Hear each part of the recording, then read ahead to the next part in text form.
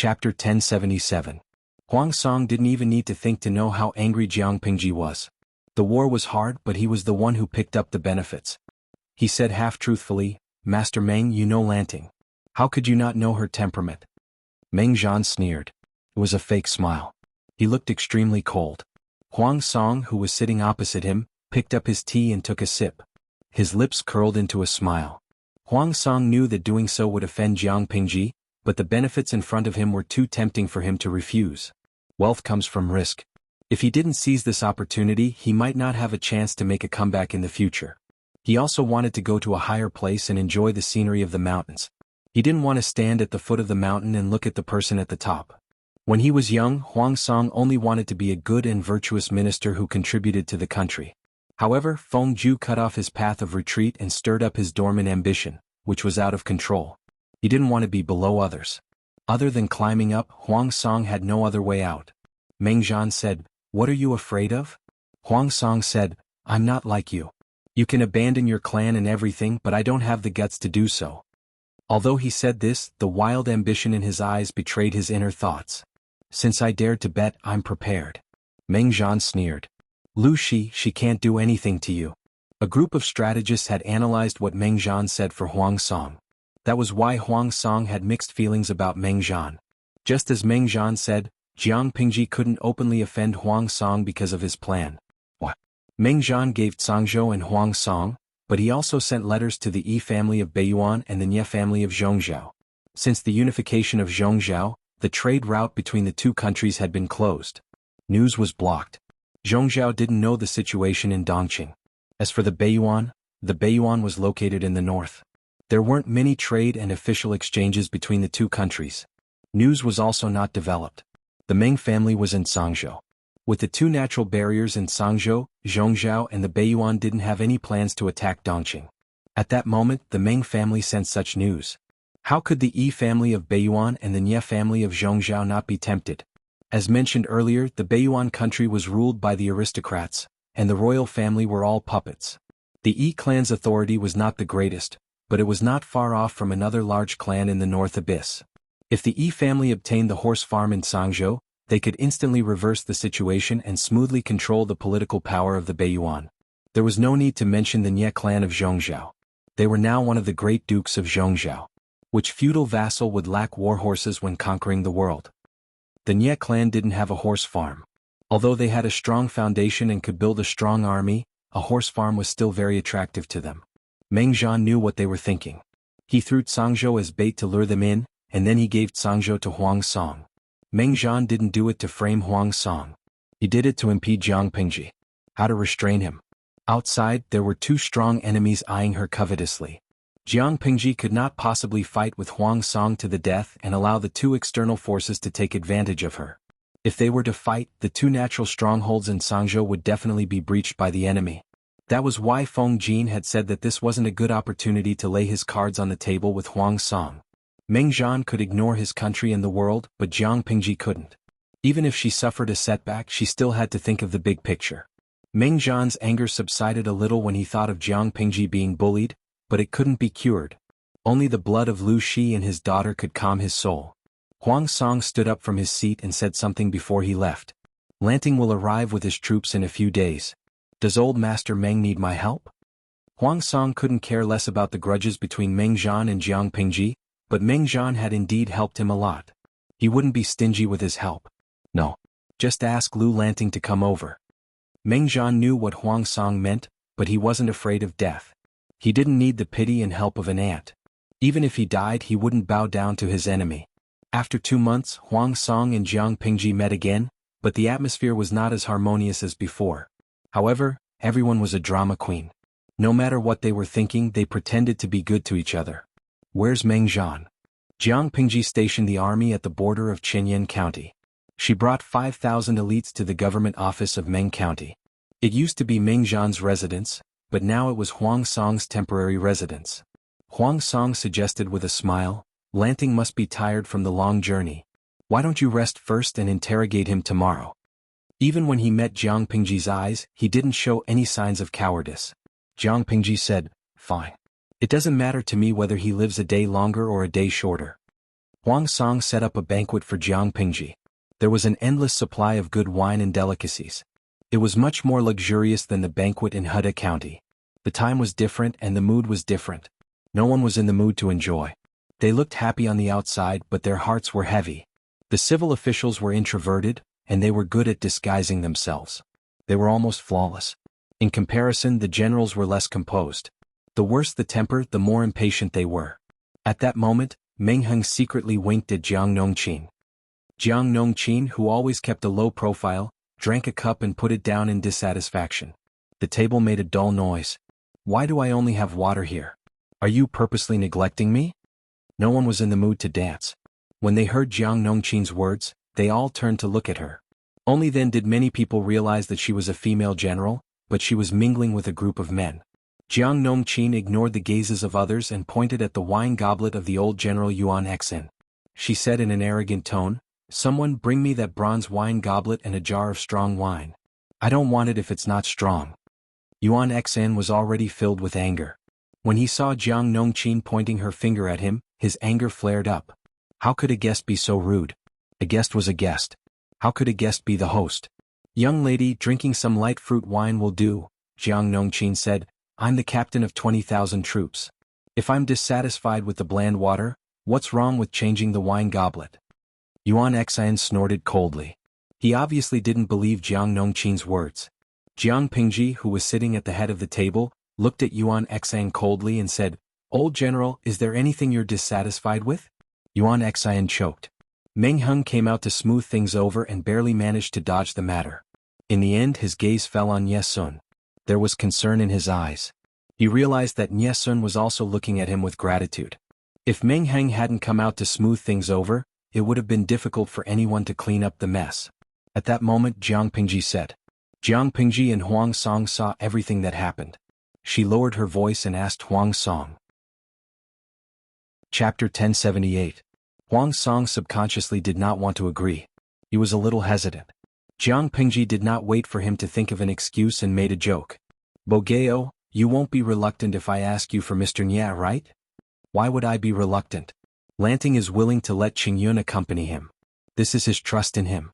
Although he said that, Huang Song knew very well that if Yuanxin's hostility was not too obvious and made Jiang Pingji unhappy, she would not have taken such a precautionary action.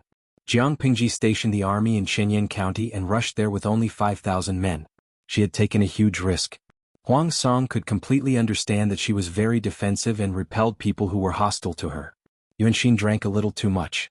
When he heard that Nye Sun wanted to get close to Jiang Pingji's people, his nerves tightened. "I'm just a boorish man. I can't say extravagant words of praise. Burp. Governor of Liuzhou is honorable. A mere Nye Qingyun does not carry enough weight. How can he match my lord's friendship with you?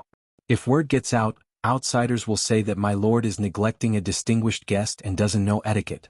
Yuanxin's cheeks were red from drinking, but his eyes were not cloudy. Instead, they flashed with a narrow-minded and stern look. I heard that Governor of Liuzhou and Feng Bijia are good friends when they were young. Feng Bijia is my lord's most trusted right-hand man. It will not be impolite if Feng Bijia accompanies you." As he spoke, he burped. The wine bottle in his hand trembled and half of the wine was gone. It seemed that he was very drunk. In fact, he seemed drunk but not drunk. His mind was still very clear. There was only one thought in his mind. He absolutely could not let Nye Sun and Jiang Pingji's people get too close. Unbeknownst to him, his precautionary action had put Nye Sun in an awkward position. Huang Song's expression was slightly unfriendly. He could only laugh dryly and apologize to Jiang Pingji on behalf of Yuanxin. Feng Ju, who was sitting below, was about to step forward to speak when Jiang Pingji said with a tired and bored expression, forget it. Why are you so defensive? We're family, why speak so differently? If Huijie has time and Bogeo is willing to let him go, it'll be good to accompany me." Seeing this, Feng Ju had no choice but to swallow his words of apology. He cupped his hands and said, "If Governor of Liuzhou doesn't mind, I will accompany you."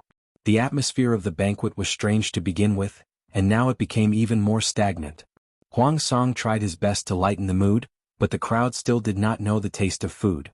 There was suspicion and wariness among them. Jiang Pingji pretended to be drunk and left. She returned to the tent arranged by Huang Song. She asked someone to get a basin of cold water for her and then buried her face in the cold water. After a while, Jiang Pingji raised her head, closed her eyes and searched for the position of the cloth. She grabbed a towel and wiped the water stains on her face. Her pale face was flushed red because of the cold water in the towel. When she opened her eyes, she happened to see the screen full of bullet screens. Most of the audience was comforting Jiang Pingji. Although they were only spectators, the strange atmosphere of the banquet and the unnatural interaction between old friends made everyone feel that something was wrong. Shimo Nian Nian, my heart aches for the streamer. Things remain the same but people have changed. It's too cruel. Hong Bangxi Feng. Last night I stayed up late to chase after Feng Tian's group. Today when I saw the scene between the streamer and Huang Song, I suddenly remembered Crab saying to Bao Zi that we will never be the same again. Oh my god, I've been stabbed twice in a row. My heart is broken. Even though the audience had been mentally prepared for the streamer and Huang Song to quarrel, they still felt bad when they saw the scene. In this regard, Jiang Pingji could only say that they were still too emotional. Streamer V, if I were Bogeo today, guess what I would do? I would set up a Hongmen banquet, cut the weeds and eliminate the roots.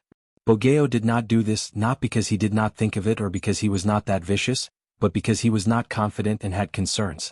Although it was just a short sentence, the audience felt the coldness and heartlessness that came rushing at them. The audience was stunned. Many felt that Jiang Pingji's thoughts were too dark and could not help but refute. Crab Huang Bao Shui, if Huang Song is really so bad, why didn't he do anything at the banquet? This is his home ground. He poisoned or set up an ambush in advance. Streamer, you didn't bring many people with you. If it's really a Hongmen banquet, no matter how I look at it, Huang Song has a higher chance of winning. Jiang Pingji smiled, her expression a little cold. Streamer V, Bogeo has seen me kill people. No one under him can stop me, so he said that he is not confident. If we really fight, the first person to die will be him. As for concerns, if Bogeo and I fight, others will benefit. It's not worth it. At that moment, Feng Ju sent someone to send Huang Song, who reeked of alcohol, back to the backyard. Lady Qi hurriedly sent someone to get some hangover soup. Lady, leave the hangover soup first. Let me get drunk for a while. Huang Song supported his swollen head with his right hand on the short table. His breathing was heavy and tired. How much did you drink today, Langjun? Lady Qi said angrily, you haven't recovered from your chronic illness, yet you still dare to go against the doctor's advice and drink without restraint? Huang Song said with a slurred tongue, I didn't drink much. I'm only half drunk. It's good to be drunk. At least I won't let my imagination run wild. Let my imagination run wild? Lady Qi was surprised. Huang Song leaned against Lady Qi's shoulder and buried his head in the crook of her neck. He lowered his voice and said, Lanting only brought 5,000 elites with her. This is a good opportunity. Perhaps there won't be a better opportunity than this. However, I can't act rashly and I can't lose my footing. He had to restrain the demons and greedy heart that were clamoring in his heart so that he would not make a stupid decision that he would regret. Instead of letting his mind clear, it was better to get half drunk and use his headache to divert his attention. Lady Qi was stunned for a moment, as if she could not immediately digest this fact. Langjun, you mean that today you actually... I haven't put this idea into action yet. I'm just thinking about it in my mind. Huang Song looked slightly tipsy. He shook his head and said, I'm not as good as Lanting in this regard. If I brought 5,000 elites with me today, what awaited me would definitely be a banquet at Hongmen that was filled with killing intent and no chance of survival. She has nothing to worry about. I can't do that. If I dare to do anything else, she can crush my neck first.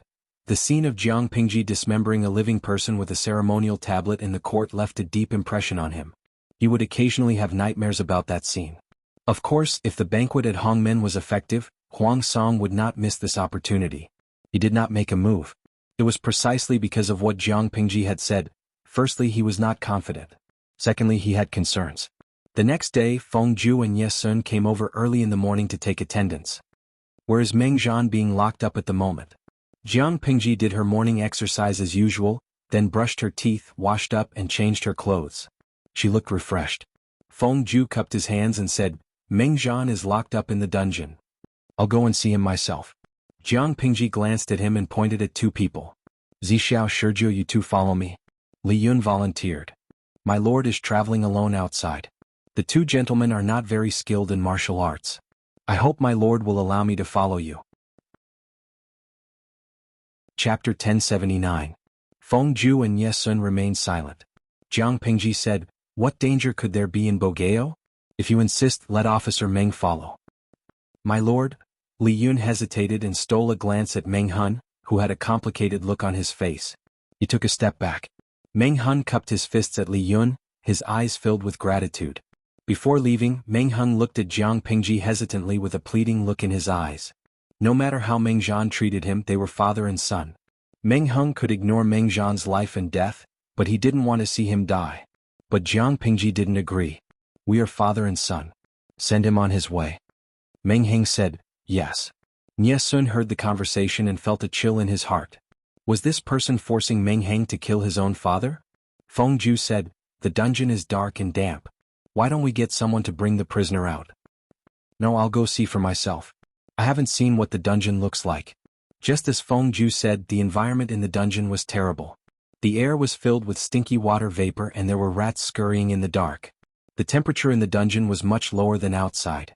As soon as they stepped into the dungeon, a gust of chilly air hit them in the face, making them uncomfortable. Jiang Pingji walked in front without changing her expression. Feng Ju led her to a relatively large and clean cell in the dungeon. Meng Zhan's life is not bad. I thought he would suffer a lot in the dungeon. The area of the cell was very large, about 100 square meters. There was a mattress, a tea table, a dining table and a bowl. Feng Ju asked the cell to open the door. The commotion alerted Meng Zhan in the cell. When he heard Jiang Pingji's voice, he guessed who it was. Was funny. He had hated Lu Shi and his daughter for many years and had been thinking of ways to take revenge, but he hadn't even seen the person in question. Uncle Meng, this is the first time we've met, right? Jiang Pingji gestured for Feng Ju and the others to step back and avoid her conversation with Meng Zhan. Only Meng Hun stayed by her side to protect her. Meng Zhan's white hair was combed neatly. His cheeks were washed with warm water. There was no grease or dirt. He looked much more energetic than before. But he had aged too fast. His face was an unhealthy gray color and his eyes were sunken. He looked old and pitiful. Although he wasn't in good spirits, his appearance was well. A jade crown hung high above his head, and a jet-green scholarly robe was worn on his body. His back was straight and one could barely see the scholarly elegance of his youth. Meng Zhan raised his head and squinted his eyes. He looked at Jiang Pingji carefully. How dare you call me Uncle Meng? Although Uncle Meng has cut off all ties with my father, you are my aunt's ex-husband. Calling him uncle is a courtesy that a junior should have. Zhan, I said. Jiang is Peng Zhan B. Is Jiang Meng Zhan. Meng B. Meng said. Meng said, was she? Was. As her son, how could I not be angry? He was my father's second wife and my mother's sister. She was not only my father's second wife, but she was also my mother's sister. I couldn't let your son bully her.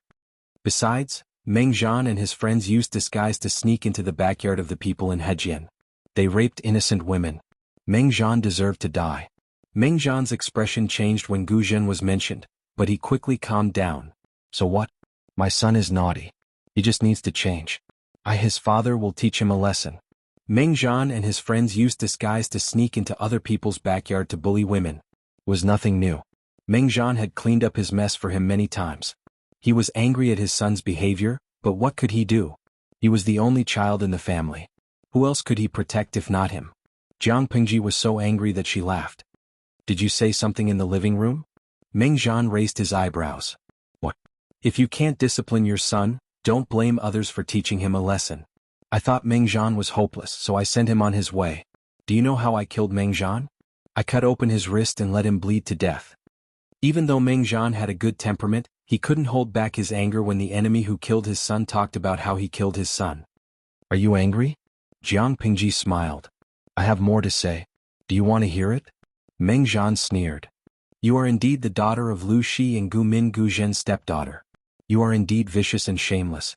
I am no match for you. If I had 10% of Uncle Meng's skills, I would have no regrets. The atmosphere was tense. Meng Hun stared at Meng Zhan, his former boss, with murderous eyes. He didn't expect Meng Zhan to not repent after so many years. Meng Zhan's son was a son, but his wife and children were not human?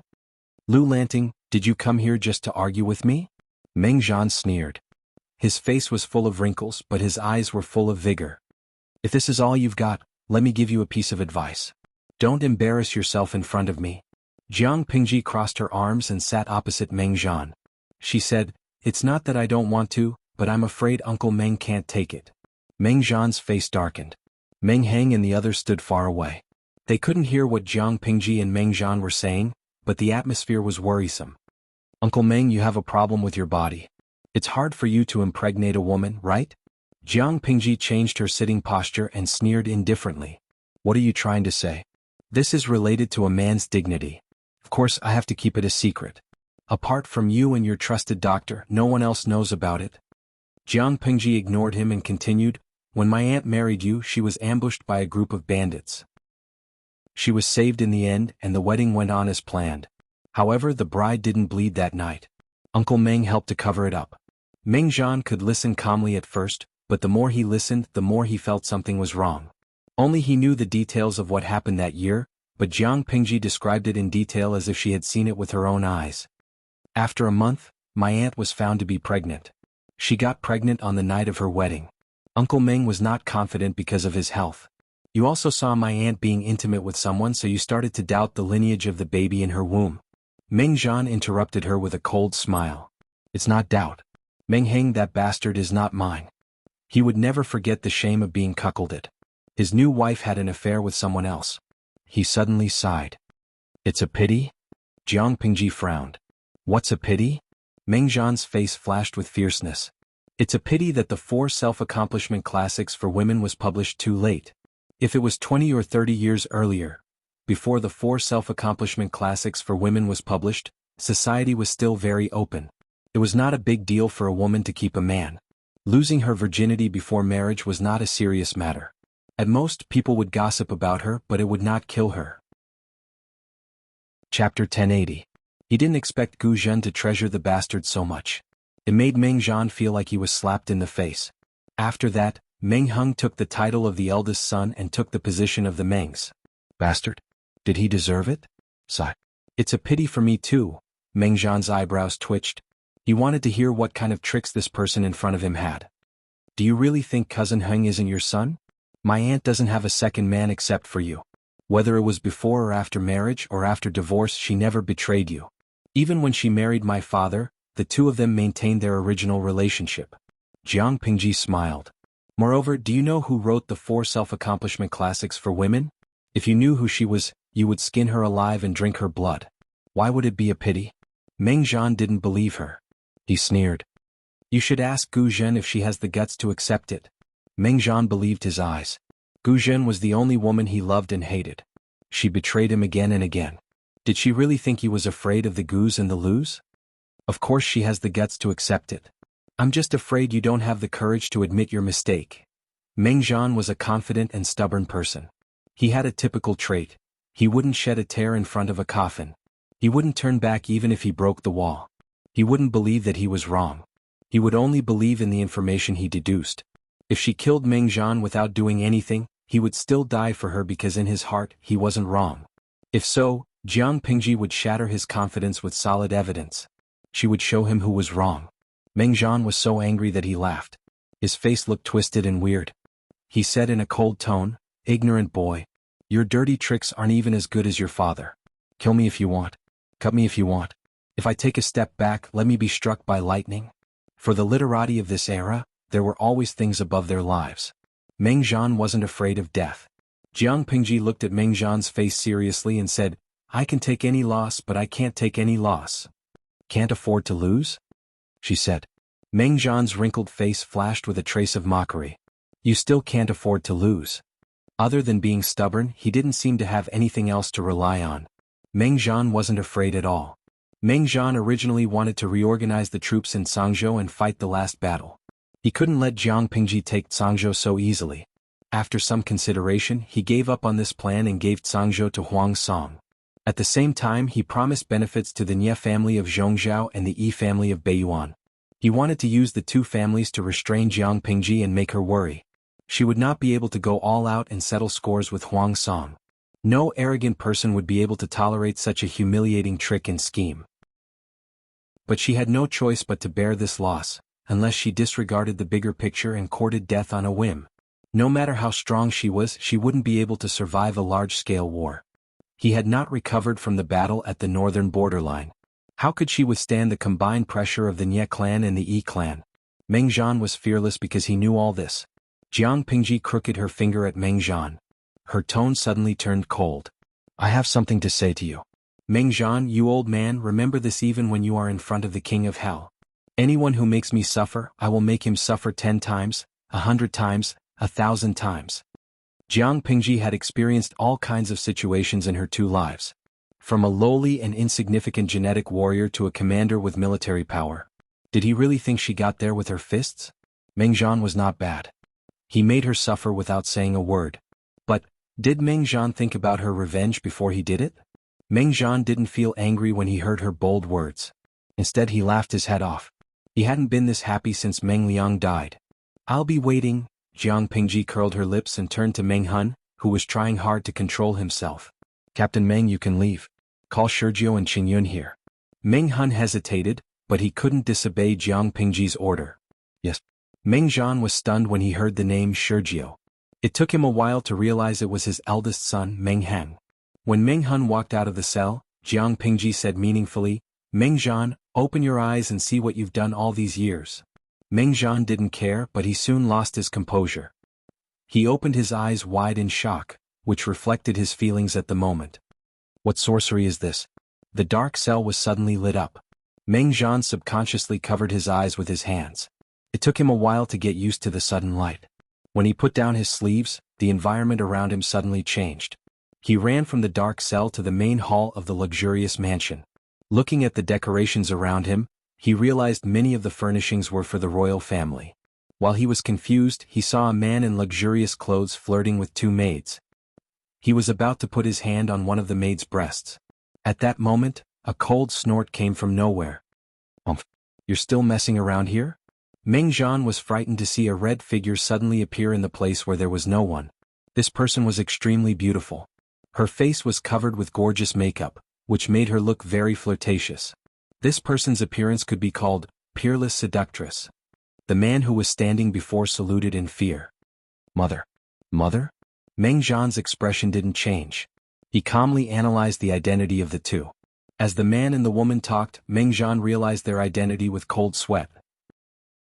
One was Wu Majun, the 4th prince of Dongqing, and the other was Wang Guifei, who had died 800 years ago. Just when he was panicking, he heard a voice that made him clench his teeth in disgust and hatred. Yo, you really have 9 lives. Last time I broke your neck, but it didn't kill you. Now you're alive again. The cynical voice came from outside the door. Meng Zhan followed the voice and found that Lu Shi couldn't see him. No, she wasn't Lu Shi. Meng Zhan quickly found that the Lu Shi he saw was more immature than the one he saw before. Vaguely, he had a guess. Everything in front of him was fake. It was most likely someone's memory. As for who that person was, Meng Zhan had already guessed it. He ate vegetarian and prayed to the Buddha, but he didn't believe in such things. Instead he scoffed at it. But when he saw the unnatural phenomenon with his own eyes, he had to believe it. Meng Zhan calmed down. He wanted to see what Jiang Pingji was up to. The woman in red, Wu Majun, and the immature Lu Shi couldn't see Meng Zhan. They talked among themselves. The more Meng Zhan listened, the more shocked he became. When he learned that Lu Shi adopted Lu Huan and pushed her and Wu Majun to have sex with each other, he laughed. Lu Shi, you aren't any more arrogant than me? Lu Shi was a cruel and merciless person to come up with such a plan. But that was between Lu Shi and the devil. It had nothing to do with him. Chapter 1081. Meng Zhan had never thought that the truth could be so cruel. Yes, I did all these things. At least I am brave enough to take responsibility for what I did. I am better than those whores who pretend to be innocent. The woman in red was emotional. Don't think that you are so noble. Go back to your mother's grave and ask her how she was. She stole her brother-in-law and pushed her sister to Meng Zhan. Now look at how Meng Zhan treated Gu Zhen. She deserved to be avenged. There was too much information in this sentence. What did she mean by Gu Min stole Lu Shi? Meng Zhan was the one who had proposed Gu Zhen's marriage. He had even heard Lu Shi complain about Gu Min's concern for Gu Zhen's marriage. More importantly, Gu Min had listed many talents in Dongqing, but she only had strong opinions about Meng Zhan. She had never considered him. If Meng Zhan hadn't asked for Gu Zhen's hand in marriage and talked to Lu Shi, the marriage might not have happened. Thinking about the strange experience of the woman in red, a scary thought spread in his mind. His mind was racing. The conversation between the woman in red and the young Lu Shi was still going on. My father said that Meng Zhan was a gentleman. When he married my stepmother, he promised to treat her well. But after a few years of marriage, Meng Zhan went against his promise. I don't doubt my father's judgment. He and Meng Zhan were best friends. There was no conflict of interest between them. Meng Zhan didn't have to lie to him. So what did you do? Meng Zhan suddenly remembered the promise he made when he was young. He fell in love with Gu Zhen at first sight. He could still remember the scene in the Lu mansion. He couldn't forget it even in the middle of the night. So what if she was the daughter of a concubine? Except for her low birth, Gu Zhen met all the requirements to be the wife of the Mengs. Meng Zhan was young and aggressive. He wanted to marry someone he liked. Meng Zhan hadn't recovered from the memory when the woman in red's voice exploded in his ears. Gu Zhen's wedding night didn't fall. In order to help her gain a foothold in her maiden family, I gave her a congratulatory gift so that she could have a child in one night. Meng Zhan clenched his fists. The young Lu Shi asked what was on his mind. And then? On the night before Gu Zhen's wedding, she was ambushed by a small group of bandits on the way to the wedding. In the end, it was a close shave, but there were rumors that Gu Zhen had lost her virginity to the bandits. The wedding was just around the corner, so it was impossible for it to fail. You also know that men care a lot about things like falling red. There was no red on the wedding night. Meng Zhan wanted to endure it, but Gu Zhen got pregnant on the first night of the wedding. So, who does this child belong to? Meng Zhan didn't dare to listen anymore. Wasn't the child they had on their wedding night Meng Heng? He didn't want to listen, but the person in the scene couldn't stop. Lu Shi continued to ask, did you also do something to the stepmother's second child? The red-clothed woman shamelessly admitted it. Meng Zhan has seen Gu Zhen fooling around with the servants in the mansion. How could he not hate her? Stepmother would never do such a thing. Hearing this, Meng Zhan gritted his teeth. How could Gu Zhen not do such a thing? He had seen it with his own eyes, so how could it be false? The woman in red smiled sweetly and covered her red lips with her fingers. Transfiguration pills are good stuff. Transfiguration pills? Hearing the name, Meng Zhan could guess what it was used for. He couldn't stop being shocked. No, this was fake. Lu Shi knew sorcery. How hard could it be to fabricate a scene? Meng Zhan roared in his heart over and over again. All of this was Lu Shi's trick. It wasn't real. He was terrified. He didn't want to admit that he was wrong. He didn't wrong Gu Zhen. The more he thought about it, the more memories came into his mind. He couldn't ignore it. He remembered how much Gu Zhen loved Meng Heng. Every time he showed a little bit of disgust, she always showed a heartbroken expression. The husband and wife had tortured each other for years. Gu Zhen became more and more quiet and cold. She was like a lifeless dead wood. It annoyed him. How could a woman who had betrayed him show an expression that he hurt her? Don't you have only yourself to blame for all this? If you were willing to trust her a little bit, let go of your arrogance and dominance and talk to your aunt, all these misunderstandings could be solved. The 4 self-accomplishment classics for women was written by that evil woman in red. She first took over Wang Huiyun's body and used it to stir up trouble. In the end, she took over Empress Du's body and wrote the 4 self-accomplishment classics for women, which made you sigh that it was too late. What do you think? Are you surprised? Are you surprised? Is it exciting? Jiang Pingji appeared in front of Meng Zhan. But you can't blame the monster for what happened. You, Meng Zhan, have to take half of the responsibility. Even if it didn't happen, you are still a scumbag.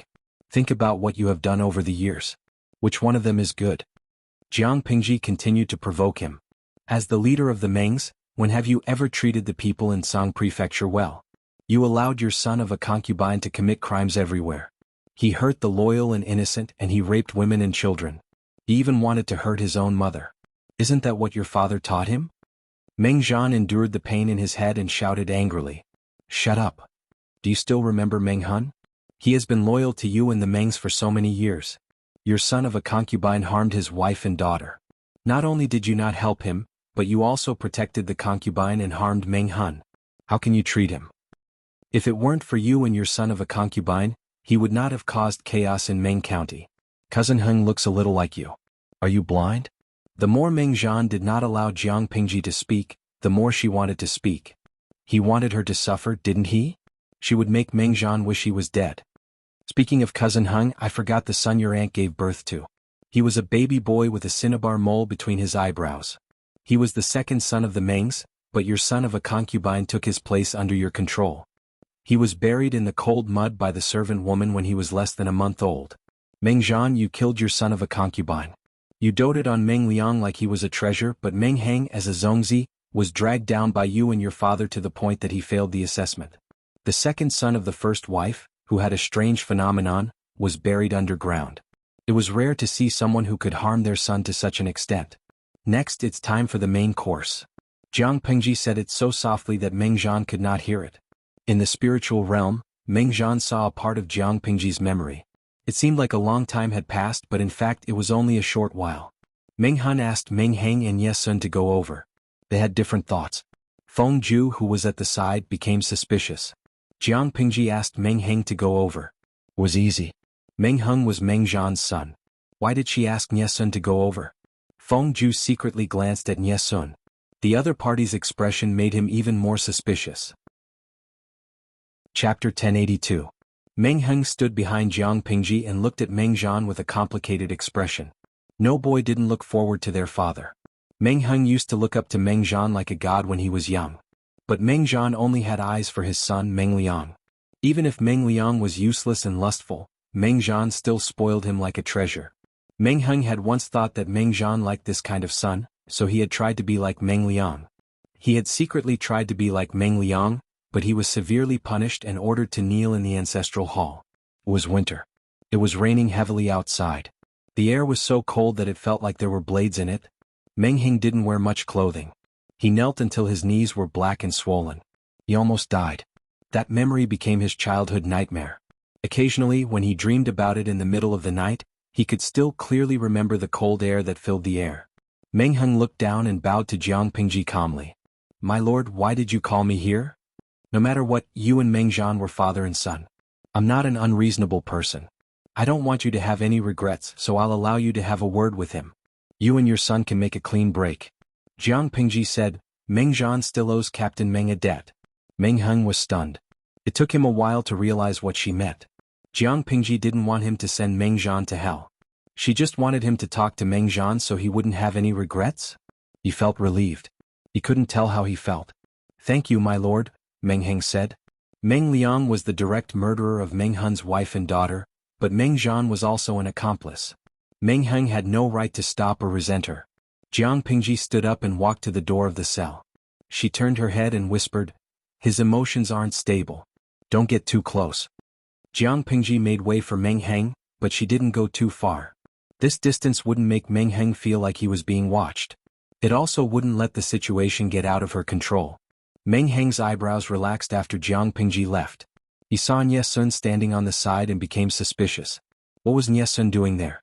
He didn't think further because he was pressed for time. Father, Patriarch Meng. Meng Heng sat on the mat and bit the tip of his tongue, forcing himself to swallow back the honorific that slipped out of his mouth.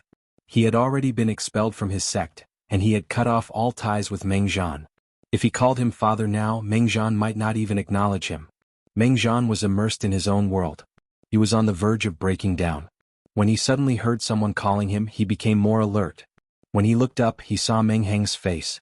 Meng Zhan was so agitated that he couldn't control his emotions. He jumped forward with a ferocious face and half of his body crossed the short table. Meng Shizhou. Meng Zhan's face looked ferocious as he shouted Meng Zhan's full name.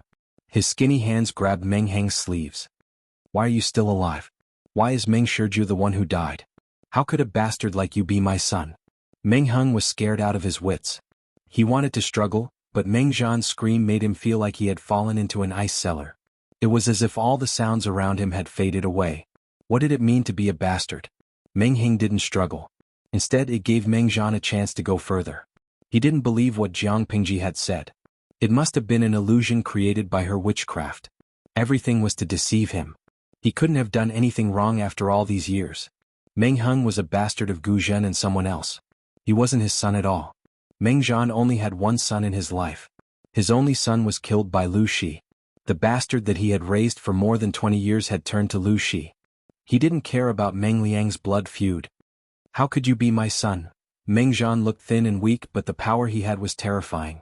Meng Heng didn't have time to react. He grabbed his neck and couldn't get away. Nyesun was also shocked by Meng Zhan's words.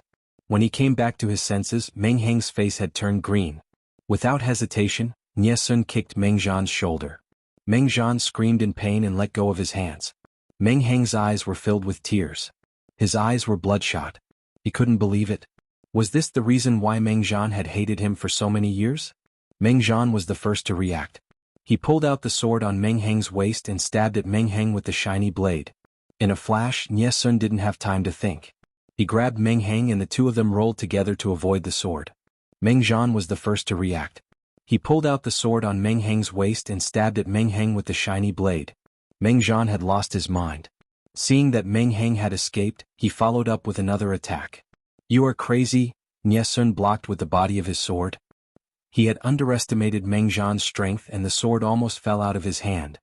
Kill this bastard. It's all a lie. He is a bastard." Meng Jian's eyes were red. His old face was twisted and hideous. Nie Sun had stopped him from killing Meng Heng, so he would kill Nie Sun as well. "How dare you stop me? You deserve to die." Meng Jian couldn't control his emotions. All kinds of messy thoughts were about to burst his brain. Die. Scholars in ancient times all learned the 6 arts of gentlemen. Meng Jian had learned swordsmanship as well. At this moment he wanted to kill Nie Sun and Meng Heng with no regard for his life. Every move was aimed at the Achilles heel. Nie Sun's left arm was cut. "Watch out." Meng Heng regained his composure. He saw Meng Jian's sword was about to stab Nie Sun's chest. He didn't care and rushed to grab Meng Jian's legs. Meng Jian's movement was blocked, so the sword in his hand missed. The tip of the sword went into Nie Sun's shoulder and Nie Sun's sword went into Meng Jian's chest. Everything happened so fast. When Wei Ci and the others realized what had happened and rushed over, it was already too late. With a clang, the sword in Meng Jian's hand fell to the ground. Nie Sun was also shocked. He let go of the sword that was covered in sticky blood. Although the sword didn't hit the heart, it was still a vital part. Even if the doctor could get here, Meng Jian would still die. The pain in his chest suppressed the swelling pain in his head. His mind slowly came back and his hideous face softened. Shirshirjiu. Meng Jian opened his mouth but his tone was calm. Meng Heng was still in a daze. He let go of his hands and held Meng Jian's body. The sticky and glaring blood rushed into his eyes. He was out of his wits. His pale lips were trembling. He said, "Meng? Master Meng?" Meng Jian heard the name. His pale face showed a trace of mockery and tiredness. His chest was hurting.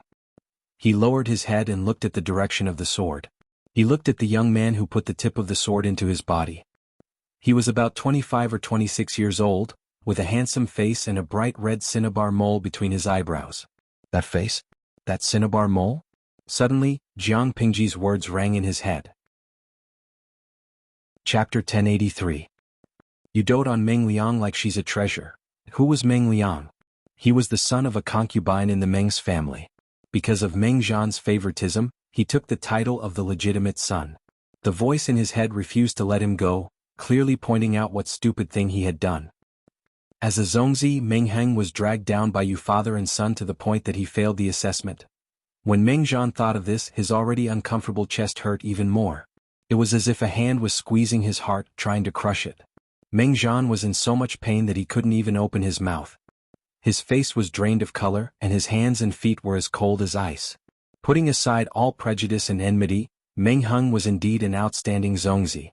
He was gentle, elegant, and meticulous.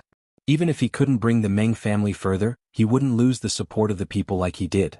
Because of his indifference, the lowly concubine who gave birth to Meng Liang was promoted to a noble concubine and had the authority of a lady. As the eldest son, Meng Heng was in a difficult situation. Under such circumstances, the young Meng Heng was still able to find a way out for himself and go to Shangjing to study. Now that she thought about it, it was indeed extraordinary. Unfortunately, Meng Jian had always thought that Meng Heng was a bastard. He thought that Meng Heng was proof that Gu Zhen had betrayed him. He didn't like him at all. If the family elders hadn't forced him to make Meng Heng the Zongzi, he might not have hated this child so much. The Mengs were a big family, how could they lack Meng Heng's food? However, Meng Heng had become the Zongzi and occupied a position that did not belong to him. The better Meng Heng behaved, the more Meng Liang looked like mud in comparison, the more Meng Jian hated him. He saw Meng Heng as a disgrace that could never be erased. Meng Jian suddenly remembered what Jiang Pingji said. Gu Zhen's second son, that second legitimate son, was really dead? Meng Jian's face was sweating from the pain. His vision started to blur, but he still kept his eyes wide open and stared at Nie Sun. How could he forget this face? Nie Sun's appearance was extremely similar to Gu Zhen when she was young. He was full of vigor and his eyebrows were in high spirits. It was unforgettable at a glance. The cinnabar mole between her eyebrows was bright red and round, as if it wanted to draw in all the gazes of others. At that moment, Meng Zhan guessed Nie Sun's identity. There was a bitter taste in his mouth, and an indescribable emotion wrapped around his heart and lungs. Although he didn't know Nie Sun's name, judging from his demeanor, he wasn't an ordinary person. Who would have thought? The two sons that he had abandoned with his own hands were both dragons and phoenixes among men. The bastard son that he had doted on like a jewel was actually useless. Retribution. This was retribution. Is this your revenge? Meng Zhan was supported by Meng Heng, but he did not look at his eldest son. Instead, he stared at Nie Sun's face as if he was trying to see someone through his face. His voice was trembling and choked with sobs. Is this revenge on me? Is this what you want to see? Only then did Nie Sun come back to his senses. He stared blankly at his blood-stained hands. The blood was stuck to his skin, and some parts of his hands had already dried up. His heart was beating violently, and he was so flustered that he felt uncomfortable. His hands, which could burn incense and play the zither, were trembling uncontrollably. It wasn't that Nie Sun hadn't killed before, but he never thought he would kill Meng Zhan. His usually quick-witted brain was now like a rusty gear. Every time it turned, it would make a jerky, ear-piercing sound. Nie Sun's lips were trembling as he shouted to the side, "Doctor, get the doctor here!" Meng Heng heard him and secretly clenched his fists. He peeked at Jiang Pingji who was standing outside the crowd. It was not just because of the distance but also because of something else. He could not see her expression clearly. Cough, forget it. Meng Zhan coughed weakly and his lips curved into a sarcastic smile. Even when he was on the verge of death, he could quickly analyze that it was a trap. Jiang Pingji knew everything. Not only did she know about the past, but she also knew Nie Sun's identity. If not, why would she let Nie Sun and Meng Heng appear together in front of him? He had heard that Lu Shi's martial arts were superior, and that he could take the head of the enemy's general in the midst of an army of 10,000. With such skills, how could she not react to the situation just now? He was afraid that the situation was exactly what she wanted to see. She forced him to lose control of his emotions, tempted him to hurt Meng Heng, and finally let Nie Sun kill him. It was indeed a vicious plan. Lu Shi had no idea what kind of vicious daughter he had given birth to. At that moment, Meng Zhan finally saw how terrifying Jiang Pingji was. He felt a little scared. Wasn't she afraid that her plan would fail and that Meng Heng or Nie Sun would be hurt by him? Meng Zhan moved his eyes with difficulty, trying to find Jiang Pingji's figure. He was caught off guard and met her cold eyes. Jiang Pingji looked at him coldly, and her thin lips curled up. "Hurry up and call the doctor." Nie Sun clenched his fists and gritted his teeth. "Magistrate Lu," Jiang Pingji said indifferently, "it's too late. We can't save him." Nie Sun lost control of his emotions. He gritted his teeth and said, "How do you know it won't work if you don't try? If he doesn't die now, he will die in a few days. What's the difference between dying earlier or later?" Jiang Pingji looked down at Nie Sun coldly. "No, Nie Qingyun, there is a difference. Meng Zhan can die in the hands of anyone but he can't." Before Jiang Pingji could finish her sentence, Meng Zhan, who was on the verge of death, suddenly pushed Meng Heng away. He held the sword in front of his chest with both of his hands and pushed it into his body. The blood that had just stopped gushing out like it was free. "Lu Shi, how dare you?" His eyes were wide open. Tiny cracks appeared at the corners of his eyes and beads of blood seeped out. The expression on his face was as terrifying as that of a ferocious ghost. After 2 breaths there was a bang. Meng Zhan's skinny body fell to the side. He didn't rest in peace until his death. Everyone was shocked by the turn of events. They were all smart people. How could they not notice the strangeness of Meng Zhan's last move? He used up the last of his strength to interrupt Jiang Pingji. He must be hiding something. Feng Ju glanced around calmly. From Jiang Pingji to Meng Heng and then to Nie Sun, what secret did the 3 of them hide? Even if Jiang Pingji didn't finish her sentence, Feng Ju could finish it. Meng Zhan could die in the hands of anyone, but what couldn't he? Connecting the dots, the most likely possibility was, but he couldn't die in the hands of Nie Sun. A scary thought rose in his heart. Feng Ju's expression changed again. He looked at Nie Sun with a complicated gaze. No one spoke until Meng Hun broke the tense atmosphere. Although Meng Zhan has done many evil things, he is dead. Let's write off all the grudges he had when he was alive. Meng Zhan's life should have been left for him to reap. However, Meng Zhan's death in front of him could be considered as revenge. The page was turned over. Meng Heng's reaction was slow. When Meng Hun finished speaking, he said with a dry voice, "I beg my lord to allow me to collect his body. Although he deserved it, I had a father-son relationship with him for more than 20 years. I can't bear to see him die in the wilderness." Chapter 1084. Meng Heng stayed behind to collect Meng Zhan's body. Jiang Pengji left with the others, leaving Meng Heng alone. Everyone left except for Nye Sun. Meng Heng knelt until his knees were numb. It took him a while to regain his composure. From the corner of his eyes, he saw Nye Sun, whose expression he could not see clearly. "Qingyun, your arm is still injured. It's not suitable for you to stay in the damp and cold dungeon." He put Meng Zhan's cold body on the ground, opened his hands that were holding the sword, and uncurled his fingers one by one. Only then did Nye Sun return to his senses. His throat emitted a sound like that of a wild beast, as if he was suppressing a strong emotion. "Wow!" Nye Sun supported himself against the wall with his uninjured right hand and retched in discomfort. Meng Heng raised his hand and closed Nye Sun's eyes. He didn't seem to notice Nye Sun's abnormal reaction. "What's your relationship with the Meng family?" Nye Sun wiped the remaining stain on the corner of his mouth with the back of his hand and panted. "I'm from the Nye family of Zhongzhao's Bian Prefecture. How could I be related to the Meng family?" "The head of the Meng family committed suicide, and Qingyun accidentally injured him in order to protect him. None of this is your fault." Meng Heng's hand paused as if he was relieved. "It's all thanks to Qingyun's help today. Otherwise, the one lying on the ground right now would be hung." Nye Sun looked at Meng Heng's back with a complicated gaze. His usually straight back was now slightly bent. It was sad to see him all alone. "I thought that Lu Prefecture Magistrate was a sentimental person, but after this incident, I realized that I was wrong, very wrong." Nye Sun left the dungeon and was not surprised to see Jiang Pingji. He stepped forward and said, "Magistrate Lu, aren't you afraid of falling out with Shurjiu by doing this? This is already the best situation. Cousin Heng is a smart man. He knows what's best for him." Jiang Pingji smiled. "Meng Zhan's life can't be saved. If his death can be exchanged for the rest of the Mengs, wouldn't that be wonderful? Logically speaking, even if Meng Heng didn't hate her, there would still be some animosity between them. What was the price of doing so? The Meng family had no one to protect them. Meng Heng was generous and gentle, but that didn't mean he was a sentimental person. On the contrary, he was calm and rational. Meng Zhan is cousin Heng's biological father, but the father-son relationship between them has been eroded by Meng Zhan." Jiang Pingji looked at Nye Sun calmly and smiled. "People's hearts are complicated, but they are also simple. If cousin Heng wants to blame me, I have nothing to say." When Nye Sun heard this, his Adam's apple bobbed a few times. He looked at Jiang Pingji with some shock. "Why, you've guessed my identity, haven't you?"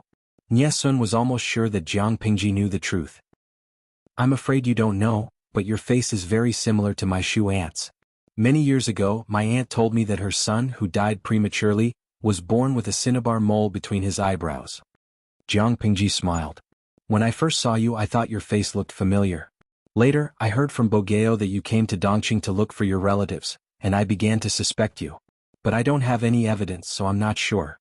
It wasn't until cousin Heng escaped from Cangzhou and you took extra care of him that I could be sure." "What? Do you admire Meng Zhan?" Nye Sun gritted his teeth and said, "How is that possible? Meng Zhan didn't raise him, and he was cruel enough to let his illegitimate son take over his identity. He buried him, who was less than a month old, in the cold underground. If he had been a little unlucky, he would have lost his life long ago. To him, Meng Zhan was just a stranger who was related by blood." Jiang Pingji sneered. "If that's the case, isn't it even more unreasonable for you to blame me?" Nye Sun choked and couldn't speak. After a while, Nye Sun looked at his hands. The blood on them had dried up. "You plotted to kill your father. Isn't the magistrate of Liuzhou afraid of revenge?" Jiang Pingji said, "You and I are on opposing sides. I have so many enemies. It doesn't matter if you're here or not. The winner is the king and the loser is the bandit. If one day I become your prisoner, you can take my life as you wish." After saying that, Jiang Pingji walked past Nye Sun and left without looking back. She didn't walk far before she saw a familiar figure standing at the end of the long street from afar. Warmth rose in her heart. She didn't need others to understand her, but if someone was willing to open their hearts to her, that would be the biggest gain. It was a special time and Meng Zhan was a prisoner. His funeral had to be simple. But when Meng Zhan's coffin was buried, Meng Heng had lost a lot of weight. His clothes that fit him looked empty. In order to avoid arousing suspicion, no one from the Mengs came to the funeral. The funeral procession looked sparse and desolate. If Wei Ci, Feng Zhen, and the others hadn't attended the funeral for Meng Heng, it would have been even more desolate. Jiang Pingji didn't attend, but without her secret support, Meng Zhan's mourning hall would have been smashed by the people of Meng County. I wonder what good things Meng Zhan did in his past life. He's done so many bad things in this life, but he still has a good son to send him off. Meng Hun's revenge was avenged, but the knot in his heart wasn't so easily resolved. If nothing had happened to his wife and daughter, he would have a grandson by now and become a happy and peaceful father-in-law. Feng Zhen smiled as he poured wine for Meng Hun and filled up his own goblet. Officer Meng, why don't you have another wife? You've already avenged your wife and niece. It's time for you to move on. The dead are gone, but the living are like this. They can only rest in peace if you live a good life. Meng Hun shook his head. He didn't want to have another wife. He just wanted to be loyal to his lord and repay him for saving his life. Feng Zhen said casually, Meng Zhan is dead. The grudge from back then has finally come to an end. Meng Hun snorted and put down the goblet. Zisher, you don't have to beat around the bush. I'm a rough guy. Just say what you want to say. Feng Zhen didn't feel awkward. Instead he smiled. Since Officer Meng has spoken, I'll speak the truth. The trouble Meng Zhan caused shouldn't involve his children. My lord will treat the Meng's branch family lightly. I'm letting you know about this in case you feel uncomfortable. Plus, Sergio is my lord's cousin. He's talented and will be put in an important position in the future. Officer Meng and him. It was a big taboo to not be on good terms with each other. Meng Hun was silent for a while and asked, Is this what my lord wants? Feng Zhen smiled. No, my lord. I'm just guessing. Meng Hun downed the wine in the goblet and snorted. Meng Sergio has been with my lord for a while. Have I ever made things difficult for him? Feng Zhen cupped his hands and said respectfully, Officer Meng is broad-minded. You're thinking too much. I'll drink this as a punishment. Meng Hun raised his hand to stop him and said angrily, There's only one jar of good wine. How much do you want to drink? After the funeral, Meng Hun immediately changed out of his mourning clothes. He wore plain clothes with a plain white belt around his waist. That night he went to look for Jiang Pingji.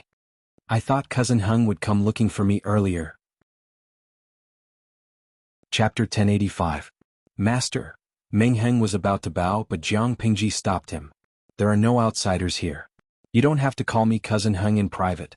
Meng Heng shook his head and said sternly, Etiquette cannot be ignored. Although Hung is the Lord's cousin, he cannot easily overstep his boundaries. No matter how good their relationship was, it could not withstand the slightest neglect and rudeness. Meng Heng did not want today's intimacy to become rudeness in the future. Jiang Pingji secretly rolled her eyes and sighed. Cousin Hung is good in every aspect, but he's too cautious. Meng Heng did not say anything. This cautiousness and politeness were deeply ingrained in his bones. It was not something that could be changed in a short time. If he hadn't been careful and meticulous, he probably wouldn't have lived to this age. Jiang Pingji grabbed a table and leaned half of her body on it.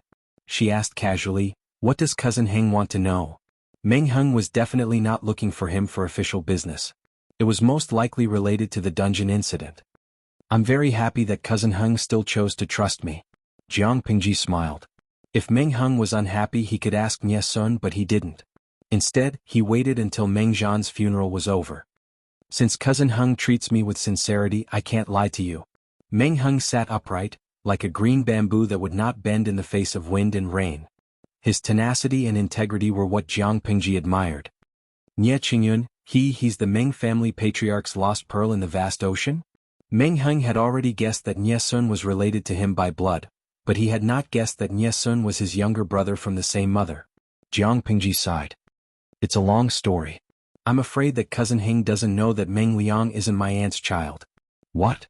Meng Heng widened his eyes in shock. Jiang Pingji said, Back then my aunt and Meng Zhan's concubine were pregnant at the same time. They gave birth to a son almost at the same time. Meng Zhan didn't want to mistreat the concubine's child, so he allowed the concubine to swap the concubine. The Shu aunt's real child was replaced by a concubine and died in less than 2 days. The maidservant buried the baby carelessly. Luckily, a passing maidservant dug it out and sold it to Zhongzhao. Meng Heng's clenched fists trembled uncontrollably. At that moment he was almost speechless. Nye Sun, he's that child? No wonder. Meng Zhan, Meng Liang and the concubine were like a family. However, Meng Heng had always wondered why his father let the concubine raise his second son. This was the crux of the problem. I think Shu Aunt probably didn't want your situation in the Meng residence to become more difficult, so she didn't tell you these old matters. Jiang Pingji took a sip of the sake. The bland taste of the wine spread in her mouth, carrying a tinge of bitterness. At first, I didn't recognize Nie Sun's identity. I just felt that his silhouette resembled someone, but I couldn't remember who that person was. After that, I heard that Nie Sun was very close to you and took good care of you. Nie Sun came to Dongqing to look for his family. Only then did I confirm his identity. He was the real Meng Liang. Meng Heng shook his head. No, Nie Sun is Nie Sun. How can the name Meng Liang tarnish him? Meng Heng could not remain calm after receiving too much information in such a short period of time. My lord, you already knew of Nie Sun's identity. Then, did you also deliberately facilitate the dungeon incident? Jiang Pingji smiled. Cousin Heng, are you bitterly disappointed?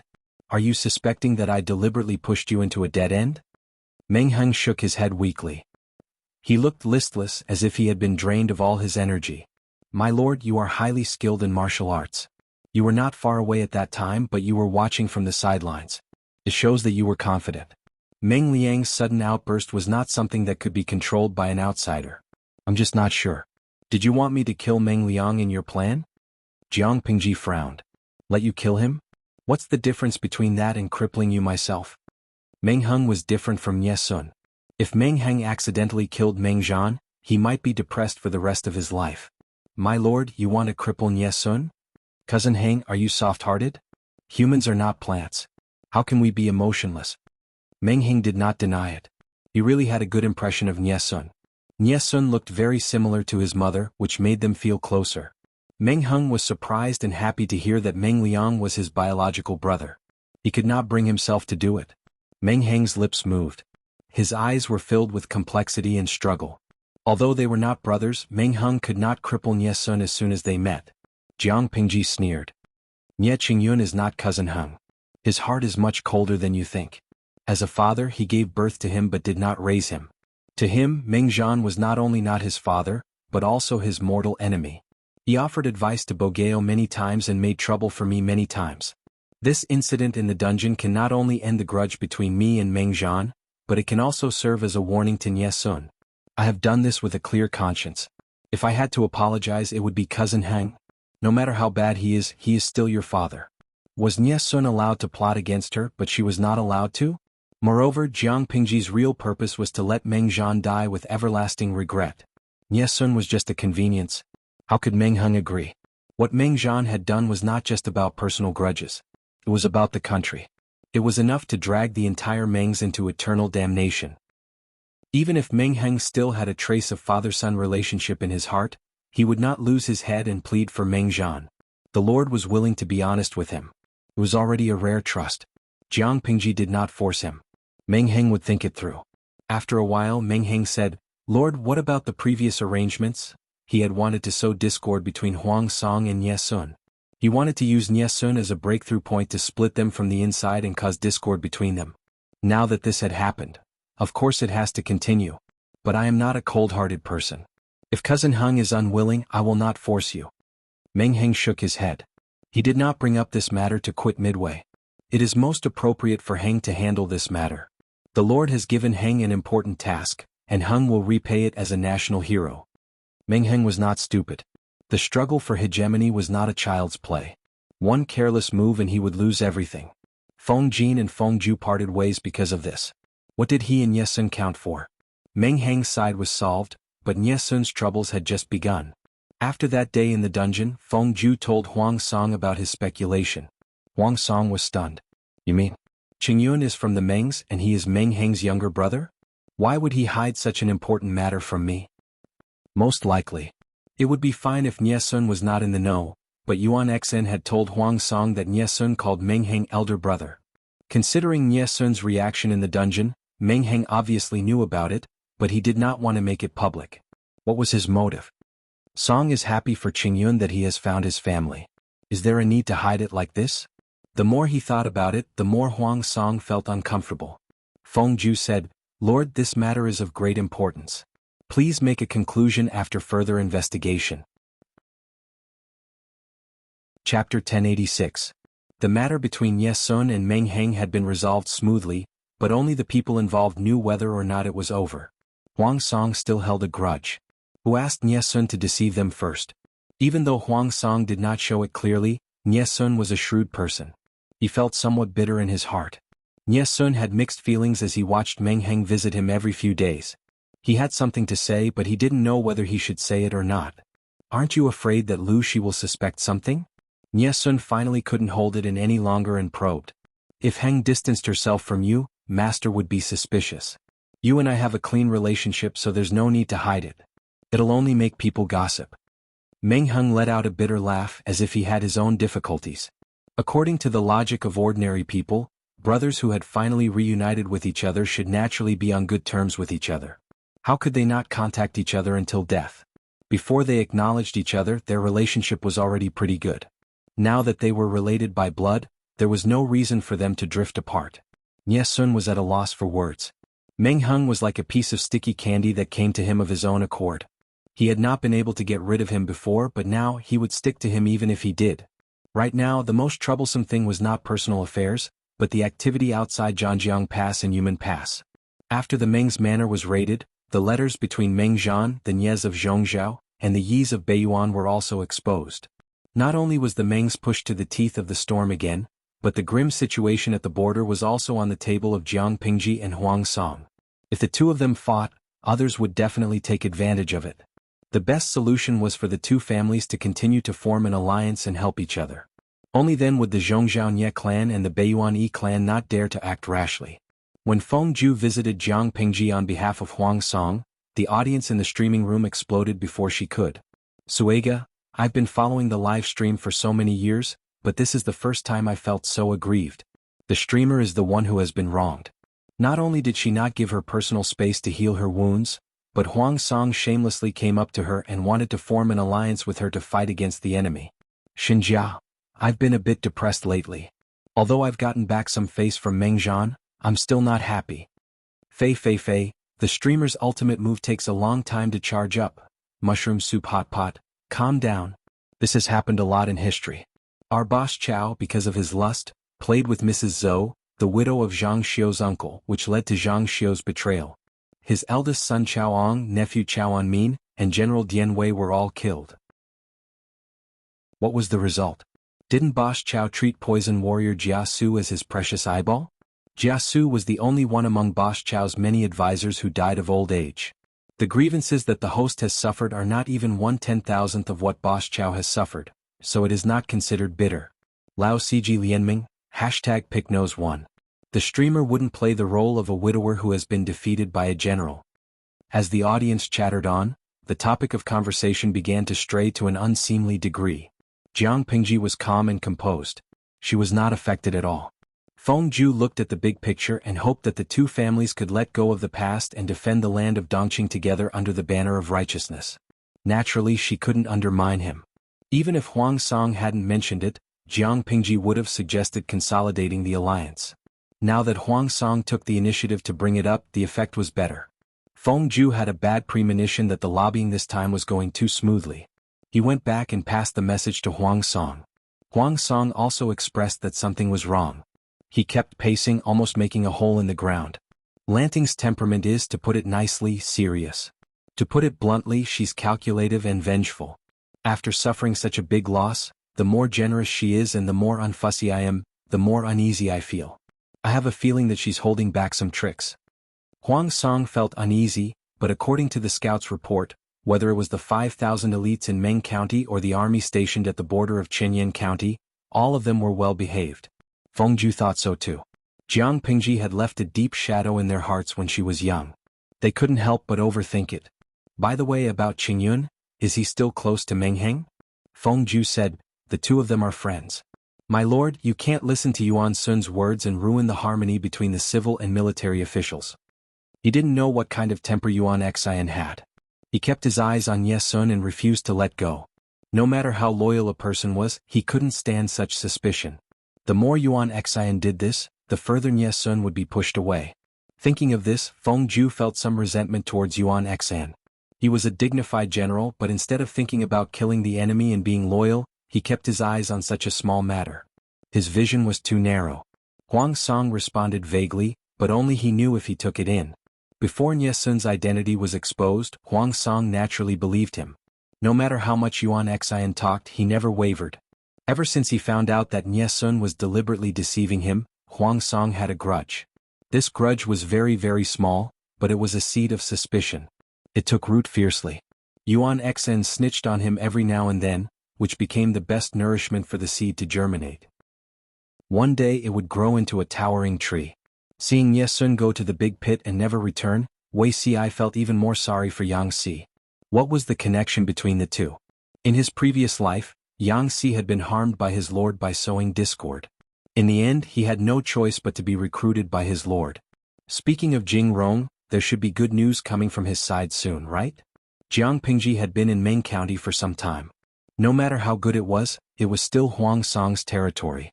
It was needless to say that it was dangerous. She refused to move because she wanted to cover for Yang Si and Yan Yan. In ancient times, the transmission of information was very slow. Even if it was 800 miles at top speed, it still needed a certain amount of time. Qinzhou and Sangzhou were separated by the rapid Song River. As long as they seized this important route in advance, the news would be pushed back again and again. When Huang Song received the news that Yang Si and Yan Yan had brought troops to Qinzhou, the situation was basically settled. She wanted to see who would be the one to suffer in silence in the end. Meng Zhan bore the crime of regicide and cleared the way for Huang Song. In the end, the person who would reap the rewards would be her, Jiang Pingji. Wei Ci came back to his senses and said, "Looking at the time, it's almost time." Jiang Pingji took a sip of fragrant tea and smiled like a fox. Jing Rong will not let me down. Wei Ci stayed at the side with mixed feelings. In both previous lives, Yang Si had not been able to get rid of his lord. It was clearly fate. Time is still too short. Wei Ci could not help but say something good for Yang Si. If Yang Si did not achieve the expected goal, he hoped that Jiang Pingji would be lenient. After all, Yang Si was already pitiful enough. He had been unexpectedly sent to Hu County by Jiang Pingji for several years. He had been dealing with Su Pei's elite Hanyu all year round.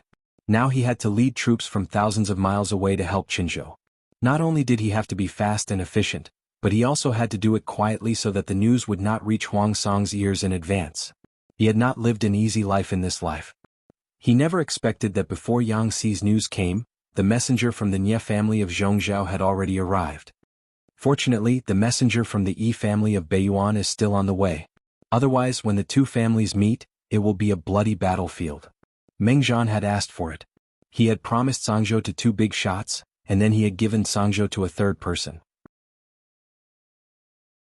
Chapter 1087. Although the Azura arena had yet to take place, the emissary from the Nie clan was about to explode with rage. Meng Zhan wrote a letter to the Nie family in Bianzhou, Zhongzhou. On one hand, he criticized the current situation, analyzed the general trend of the world, and pointed out the current shortage of the Nie family. On the other hand, he confessed the predicament the Meng family was in. After much persuasion, they finally proposed the terms of the deal. As long as the Nie clan gave the Meng clan protection and other benefits, the Meng clan would give up Sangzhou. Once they had Sangzhou, it meant that they would have a strong base to produce horses. Rather than saying that this was an equal exchange between the two families, it was more accurate to say that the Meng family was using Sangzhou as a bargaining chip in exchange for the Nie family's protection. The Nie clan was located in Zhongzhou, but they were also concerned about the situation of the various countries. The Meng clan of Sangzhou had been declining in recent years, and their influence was indeed not as great as it used to be.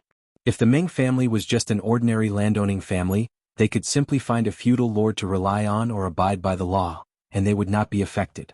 Unfortunately, the Meng family controlled Sangzhou, and that Sangzhou horse farm was a big cake that everyone coveted. Even if the Meng family behaved themselves, Chaoyang would find trouble with them and drag them into the whirlpool of the world struggle. After thinking about all this, the Nie clan didn't doubt Meng Zhan's letter. They immediately sent their elite disciples to Zhanjiang Pass as messengers. Who would have thought that when they showed the token that Meng Zhan had given them, the guard of Zhanjiang would make all sorts of excuses. The emissary of the Nie clan was keenly aware that something was wrong. He secretly sent someone to inquire about the situation inside the pass. "You're going too far." Meng Zhan begged the Mengs for help like a stray dog, but now he's changed his mind. Is the Mengs really a pushover? The royal family of Zhongzhou no longer existed. Currently there were many feudal vassals standing side by side. Among them the Nye family was the strongest. The Nye clan's advantages and disadvantages were obvious. If they could take Tsangzhou, it would be of great strategic importance to them. Tsang Prefecture's horse farm was vast and rich in war horses. The quality of the war horses was comparable to that of the northern borderline. Zhangjiang Pass was Dongqing's natural stronghold. The terrain was extremely steep, making it easy to defend and difficult to attack. If the Nye family could obtain Tsangzhou, it would mean that Zhangjiang Pass would be useless. The Nye family could use Tsangzhou as a stepping stone to develop their troops and conquer the hinterland of Dongqing. This was the second reason. What about now? All the sweet dreams had turned into smoke. The Nye family had been fooled by Meng Zhan. The envoy from the Nye clan was furious. His cousin frowned and said hesitantly, it might not be Meng Zhan who sent them out of Tsangzhou. They only heard that the 3 counties of Tsang Prefecture were divided between the Huang and Lu families. Apart from that they did not hear anything else. Perhaps the Huang and Lu families had joined hands to attack Tsangzhou? The corner of the Nye clan's messenger's mouth twitched. He looked at his cousin as if he was an idiot. If Meng Zhan hadn't surrendered voluntarily or sent him out of Tsangzhou, the war would have affected Zhangjiang Pass. We would have had to transfer troops. But when we stayed at Zhangjiang Pass for several days, the soldiers here were not sick or injured, and there were no signs of fighting near the pass. It can be seen that Huang Song did not waste a single soldier in taking Zhangjiang Pass. Oh, I see. The man nodded and said, so we've been tricked by Meng Zhan. Only now did he react? The Nye clan envoys were speechless. We can't let this matter go so easily. If word of this gets out, the Nye family of Zhongzhou will lose its dignity. Losing face was one thing, but the key was that if they missed this opportunity, it would be more difficult for the Nye family to touch the land of Dongqing. While the power in Tsangzhou was not stable, the Nye family could take the opportunity to pressure the border Zhangjiang Pass and form an alliance with the Huang and Lu families. Let's send a letter to Bianzhou and see what the Lord decides. The Nye clan envoy's letter was sent back to the country. The Nye clan had the same idea as them. Even if they couldn't get the whole Tsangzhou, they had to get Meng County. Or else. If the soft approach didn't work, they could use the hard approach. Huang Song and Lu Shi's power was not stable. Could they still hold Zhangjiang Pass? After receiving the order, the Nye clan envoys were full of confidence. They put pressure on the general guarding Zhangjiang Pass. They had used tough diplomatic language. Huang Song couldn't continue to pretend to be deaf and dumb. He could only send people to welcome the envoys into Tsangzhou. The leader of the Nye clan envoys was a direct descendant of the Nye clan. His surname was Nye and his name was Liang. He was in his 30s. He was elegant and elegant. He wore a black Confucian robe with a thin coat over it. It was the standard attire of an aristocrat. On the right of Nye Liang stood a man in green with a warm temperament. He looked thin and charming. He was also a dragon among men. If the viewers in the live broadcast room were to give them a score, it would be at least 85 if not more than 90 points. Not only were they good-looking, but their temperament was not something ordinary people could learn. They could be recognized in a crowd. Huang Song was a man who liked good looks. He knew that the two of them represented the Nye clan of Zhongzhou. But when he saw their faces he had a good impression of them. Nye Liang didn't chat with Huang Song for long. He directly expressed his intention. He took out Meng Zhan's letter and reminded Huang Song of one thing. Meng Zhan had promised Tsangzhou to the Nye clan of Zhongzhou. This land was theirs. Huang Song had no problem taking it, but he had to weigh his own bones. He had to see if he could protect Tsangzhou. Instead of the two clans fighting, it was better to be sensible and leave Tsangzhou. Otherwise they would fight each other. Nye Liang's words were tactful, but Huang Song acted like he didn't understand and tried to change the topic. Sir, you have traveled a long way from Zhongzhou. You must be tired. Why don't you let me be the host? Sir, you can rest in your bed. As for what you mentioned, I don't know the inside story. I will give you an explanation after I find out. Nye Liang narrowed his eyes and agreed with a faint smile on his face as if he was a jack of all trades. Evasive words. He wanted to see what other tricks Huang Song had up his sleeve. They could also use this time to understand the situation in Tsangzhou. Know yourself and know your enemy and you will never be defeated. Huang Song stood up to see him off. Just as he left the main tent, Nye Liang saw a familiar figure. Ah Sun. He was surprised. He turned to Huang Song and asked, "Is that Qingyun?" Huang Song was also surprised. "Sir, you know Qingyun?" On the other side, Nye Sun also found someone who shouldn't be in Tsangzhou. Nye Liang said, Liang and Qingyun are classmates in the family school. Of course we know each other. After he finished speaking, Nie Sun came forward to greet him. Huang Song then remembered that Nie Sun was the adopted son of the Nie family in Zhongzhou. It was possible that he knew the Nie family's envoy. Nie Liang said to Nie Sun, I heard from my uncle that you came to Dongqing to look for your relatives. You haven't returned for many years. Have you found your relatives now? Nie Sun smiled bitterly. It's hard to explain. I didn't mean to hide it. It's really hard to tell. Nie Liang knew he had his reasons. He didn't probe further and asked in private. The next day, Huang Song hosted a banquet for the Nie family's envoy and sent an invitation to Jiang Pingji. Jiang Pingji accepted it gladly. It would be a waste not to eat a free meal. But she realized that after the banquet started, Wei Xi's gaze kept drifting toward the Nie family's envoy. Is there a beauty or a peerless beauty over there that makes Zixiao restless? Chapter 1088. Wei Xi was caught red-handed by Jiang Pingji. Listening to her sarcastic words, he felt a little funny in his heart. He said, My lord, I seem to have seen my eldest brother. Eldest brother? Jiang Pingji asked in surprise, Isn't Zixiao the only son? Wei Xi smiled bitterly and said, Of course not. I have two eldest brothers. My eldest brother is 5 years older than me. To me he is like a brother and a father. Because of his birth date, Wei Xi was despised by the Wei clan.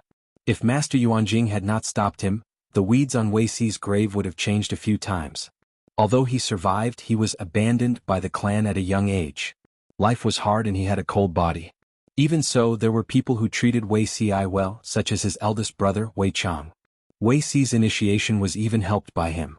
Jiang Pingji asked curiously, Where is he? Not only was Jiang Pingji curious, but the audience in the streaming room was also very curious. Looking at Beauty Xi's appearance and temperament, one could tell how good the genes of the Wei family were. Wei Xi's elder brother was certainly not bad. Jiang Pingji could not look for him openly, but the audience did not have such concerns.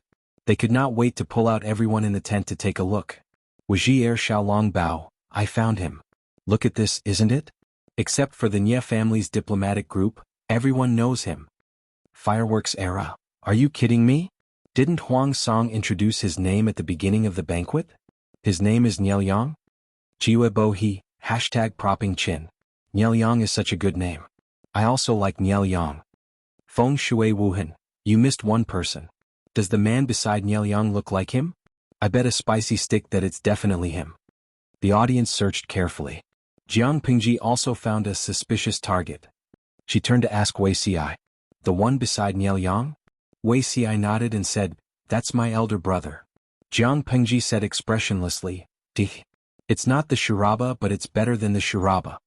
Wei Xi did not understand, but seeing Jiang Pingji's expression, he did not ask further. It was certainly not an important matter. He didn't understand, but the audience did.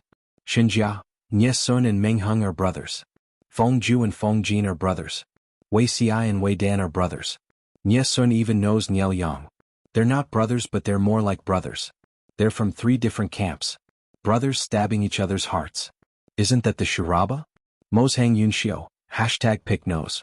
So, the struggle in troubled times is a disguised fight between relatives? Wei Xi's gaze was too obvious. Wei Yong, who was on the other side, also noticed his presence. A look of astonishment flashed across her eyes. Zishun, did you meet an acquaintance? Nie Liang held a wine goblet in his hand as he looked at the dancers dancing below the banquet. His body tilted slightly towards Wei Yong. It seems to be the youngest brother. Wei Xi was not very sure. It was dark inside the tent and Wei Xi was quite far away from him, so he could not see clearly. Is he the younger brother that you always talk about, Wei Xi? Why is he here? Nie Liang frowned. If Wei Xi was here, he would either be in Huang Song's camp or Lu Shi's camp. This was not good news. I heard you say that he stayed in Langyi alone to study? Considering his age, Zixiao should be over 27 this year. Wei Yong had a fitting smile on his face. He's always had his own ideas and is very stubborn. Whether it's Huang Song or Lu Shi, they both have their strengths and weaknesses. It's not impossible for Zixiao to choose one of them to become an official. The Wei family of Langyi was in decline. They had no choice but to move out of Langyi County and seek refuge with the Wei family in Zhongzhou's Bianzhou. Everyone shared the same ancestor. Even if they had to live under someone else's roof, it was better than their family declining. Only Wei Si did not agree and insisted on staying. As a last resort, the Wei family could only leave Wei Si with some money and let him run his own course. They had not received any news from him all these years. As they talked, Nielyang secretly inspected the people in the tent, as if trying to find out which younger brother of Wei Yong was. Wei Si's appearance was outstanding. He would be the most conspicuous in a crowd. Naturally, it was easy to find him. From the looks of it, your precious younger brother has chosen Lu Shi to become an official. Nielyang smiled. His eyebrows and eyes are somewhat similar to Zishan's. Wei Yong was not surprised by the result. He was rather curious about Jiang Pingji, who was in the limelight. Jiang Pingji's reputation was great in Dongqing. Outside of Dongqing's territory, others would always question the rumors about her. How could a woman be so valiant? Suspicion was bound to be accompanied by contempt. Although Nielyang and Wei Yong did not belittle her, they were also dubious. Rumors could not be completely trusted, not to mention rumors that were spread by word of mouth and were seriously distorted. It was easy to find Wei Si in the main tent, but it was even easier to find Jiang Pingji. She was the only red flower among the green leaves in the tent. The atmosphere of the banquet was just right. After 3 rounds of wine, Nielyang once again brought up the issue of the ownership of Cangzhou. Huang Song laughed and laughed, but Jiang Pingji said, "The words of a living person don't carry much weight, let alone the words of a dead person. It's been a while since the 7th day of Meng Zhan's death. If he was faster, he might have already drunk Meng Po's soup and crossed the bridge of helplessness.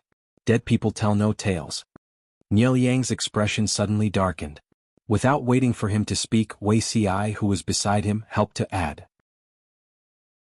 Compared to Jiang Pingji's angry tone, his words were much more polite, but also irritating. Meng Zhan is a criminal who killed the emperor, and he is the eternal sinner of Dongqing. How can the Mengs call themselves the ruler of Cangzhou? This is the first reason. The royal family trusts the Mengs, which is why the Mengs are allowed to stay in Cangzhou. After all, the Mengs are still the subjects of the royal family, not the ruler. This is the second reason. Meng Zhan has no right to decide the ownership of Cangzhou. Even if the letter in the messenger's hand is real, the people of Cangzhou will not recognize it. Even if the royal family had been killed by Meng Zhan, Wei Si would still use him as a shield. Nielyang looked expressionless, but he was secretly giving Wei Yong a look. Wei Yong's younger brother was indeed not a good person. He was stabbed by his brother before they even recognized each other. Such brotherly love was really tearful. If that's the case, Magistrate Lu and Magistrate Huang want to push the blame and refuse to acknowledge the debt, right? Jiang Pingji shook the wine bottle gently and leaned against the table. You can't say that. The person who owes the debt is Meng Zhan, not me or Bogeo. As the saying goes, every debt has its debtor. If the Nyes want to collect the debt, they have to find a creditor. If they are quick, they can find a master to summon the soul. The world is in chaos now, and the road to the underworld is blocked. Maybe Meng Zhan hasn't had the time to reincarnate. It's hard to say. Nielyang was speechless. He heard that Lu Shi was born in a gentry family, but he didn't expect to meet him in person and act like a hooligan. He was so persistent that it was unheard of. Wei Si, who was beside him, noticed his brother Wei Yong's gaze. He didn't want to delve into the deeper meaning of that gaze, so he simply closed his eyes and pretended to be dead. If that's the case, Magistrate Lu and Magistrate Huang don't want to give up Cangzhou? Jiang Pingji smiled faintly. I am from Dongqing. How can I betray my country? She wouldn't even give up a small hut, let alone Cangzhou. It was really asking the wrong person to talk to her about the issue of territory. Jiang Pingji's eyes were burning. She wasn't afraid at all. Huang Song, who was the temporary owner of Cangzhou, became a foil. He stayed at the side and cheered for Jiang Pingji. Chapter 1089. The magistrate of Liuzhou is loyal to the emperor and loves his country. Liang is impressed. Even though his heart was in turmoil, Nielyang remained calm on the surface. It was as if he did not notice Jiang Pingji's arrogance and fearlessness. He had seen many such stubborn people, but in the face of absolute profit, even the gentry would bow down. As the saying goes, it's easy to invite a god in, but it's hard to send him away. The Nye family had already entered the game. How could they leave empty-handed? The current situation was clear. Cangzhou was too big and the people who coveted it were too strong. Whether it was Huang Song or Lu Shi, they could not defend Cangzhou with their individual strength. Not only could they not defend it, but they would also get themselves killed. Instead of being greedy and occupying the entire Cangzhou, They might as well retreat in order to advance and give some of the benefits to the Nye family. They could gain the most benefits with the least amount of effort. Nye Liang smiled faintly and bowed with his hands folded in front. It seemed like a compliment, but the smile on his lips was meaningful. Loyal to the emperor and love his country? As the most powerful feudal lord in Dongqing, Jiang Pingji obviously had an army. The words loyal to the emperor and love his country were a mockery. Jiang Pingji would smile faintly and raise the wine bottle in her right hand to toast Nye Liang, shamelessly accepting his compliment. You flatter me.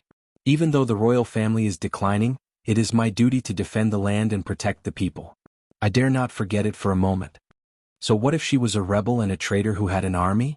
Jiang Pingji asked herself if she was worthy of the land under her feet and the people living on it. That was enough.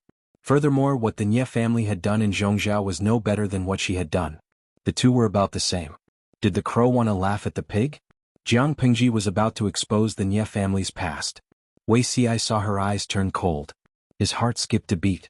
He could vaguely guess what she wanted to say. If she really said it, wouldn't she offend the Nye family? Wei Xi secretly tugged on Jiang Pingji's sleeve. She seemed to feel it and swallowed the words she was about to say. I have something to say. If I offended you in any way, please forgive me. Before Nye Liang could say anything threatening, Wei Xi smiled and continued Jiang Pingji's words. Birds of a feather flock together. Forgive me for my rudeness, but a traitor like Meng Zhan is rare in the world. This person did not think of the emperor's kindness and preyed on the people, causing the people under his rule to have no way to live. For his own personal gain, he actually betrayed Sangzhou. In the future, he would be recorded in the history books as a treacherous official who would go down in infamy for thousands of years. Xi had heard that the Nye family of Zhongzhou was a truly noble and distinguished family. They had been around for hundreds of generations and had nurtured countless sages and famous scholars, celebrities and capable officials. With such a powerful family background, how could he collude with those treacherous officials and villains for the sake of temporary benefits? Jiang Pingji was in charge of acting like a hooligan, while Wei Xi was in charge of adding insult to injury.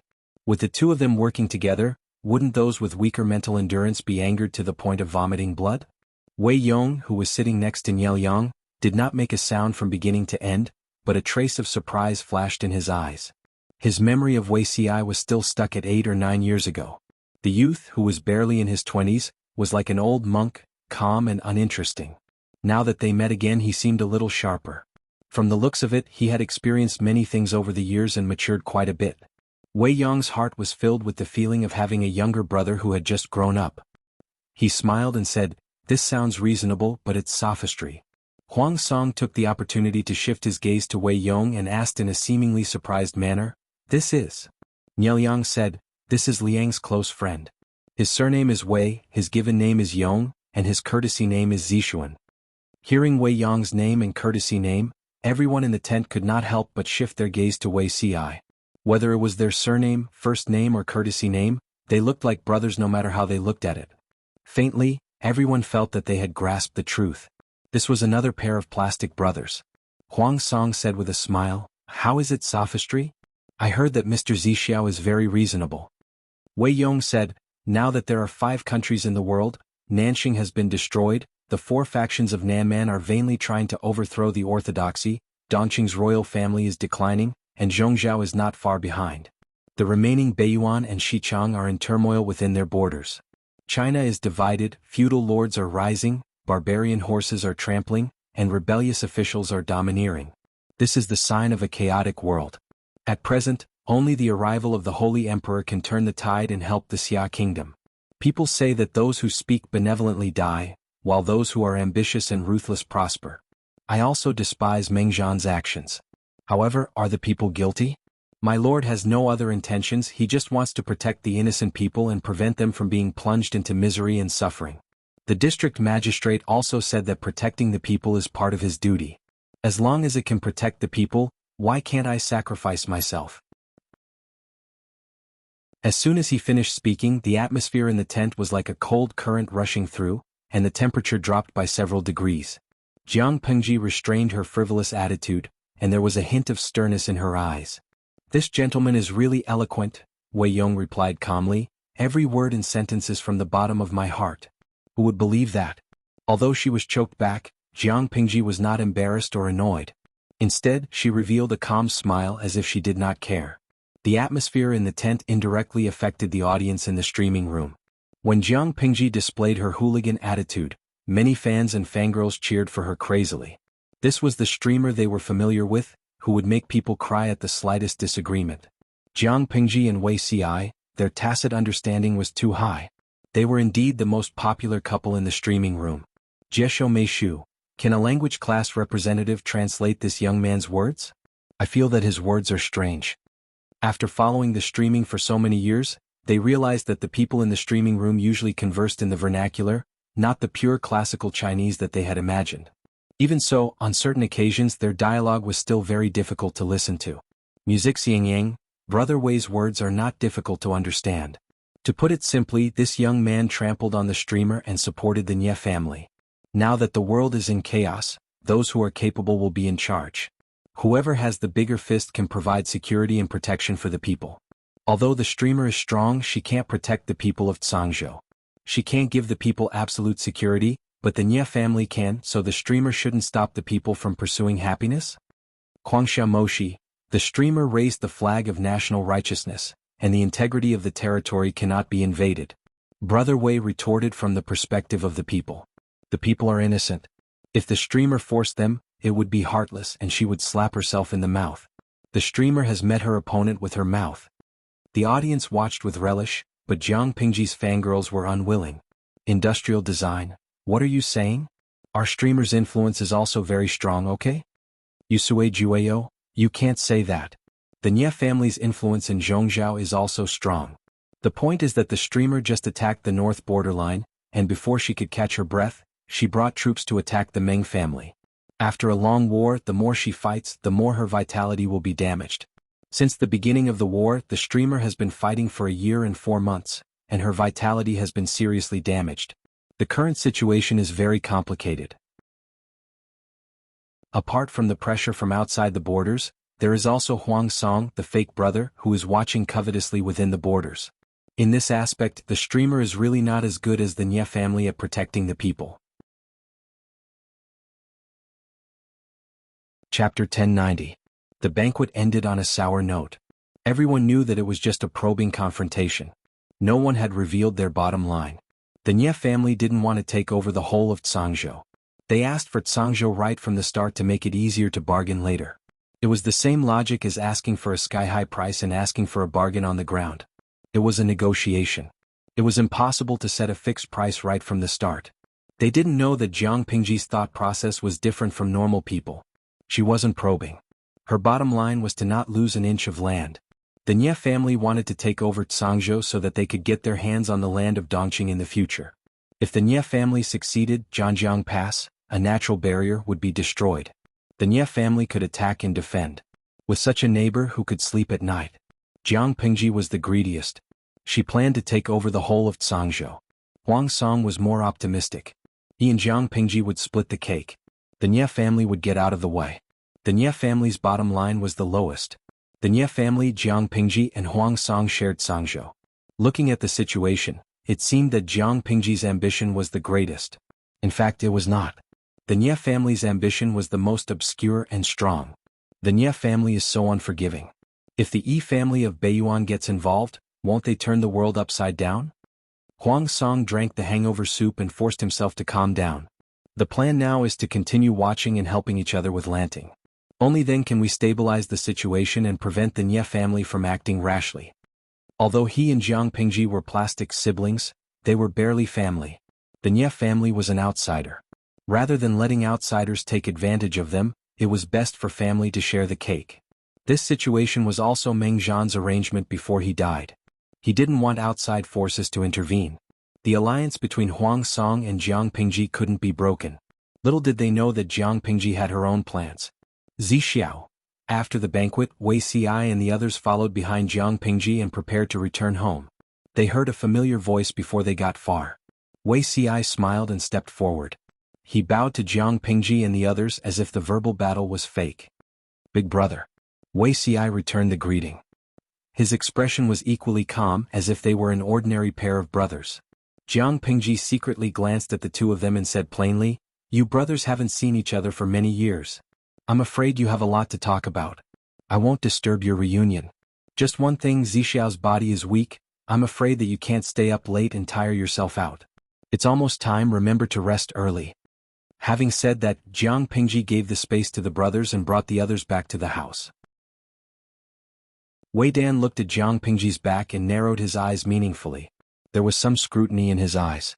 He was well aware of his younger brother's ambition. Wei Ci had chosen Jiang Pingji to become an official because he had pinned his ambitions on her. The divine prefecture was unified, and the rivers were clear and the seas were peaceful. Could this person fulfill Zixiao's expectations?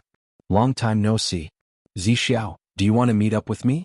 Today we'll only talk about private matters, not official ones. Wei Ci smiled and said, how would I dare to reject eldest brother's invitation? Please. The two of them walked side by side. Wei Ci and Wei Dan chatted as they walked. They talked about their experiences over the years when they were separated and about their family members. Before the Wei family of Langya migrated, Wei Dan was already married. His sister-in-law gave birth to a son and a daughter. Now there were 2 more sons and a daughter. Speaking of this, Wei Dan could not help but be concerned about his younger brother's marriage. Wei Ci was 27 this year, not 17. If he did not have a wife, he could use his birth date as an excuse, but he did not even have a concubine to warm his bed. Wei Dan could not help but suspect that there was something wrong with his body. However, Wei Ci had his own views since he was young. He liked to be a bachelor, so Wei Dan could not force him to be a matchmaker. Everything is fine at home, but I haven't heard from you for many years. Father misses you very much. If you're free, write him a letter. Wei Ci's birth date was unlucky. When he was born, his mother died of a hemorrhage due to childbirth. Therefore, Father Wei was very disgusted with his youngest son. For many years he did not care about him. The relationship between father and son was very thin. He did not know if it was because he was old, but Wei Dan could occasionally see his father looking at Wei Ci's childhood portrait in the study. His words were filled with regret. Wei Ci nodded. Yes. Your eldest nephew is set to marry the eldest daughter of the Guangshan family. When the girl reaches marriageable age, they will get married. As his youngest uncle, don't let them wait too long. Wei Dan could not help but complain. No matter how good it was to be a bachelor, one could not be a bachelor for life. If you really can't do it, why don't you choose a nephew to adopt? Wei Dan had 3 sons and 2 daughters. The youngest was still learning how to speak.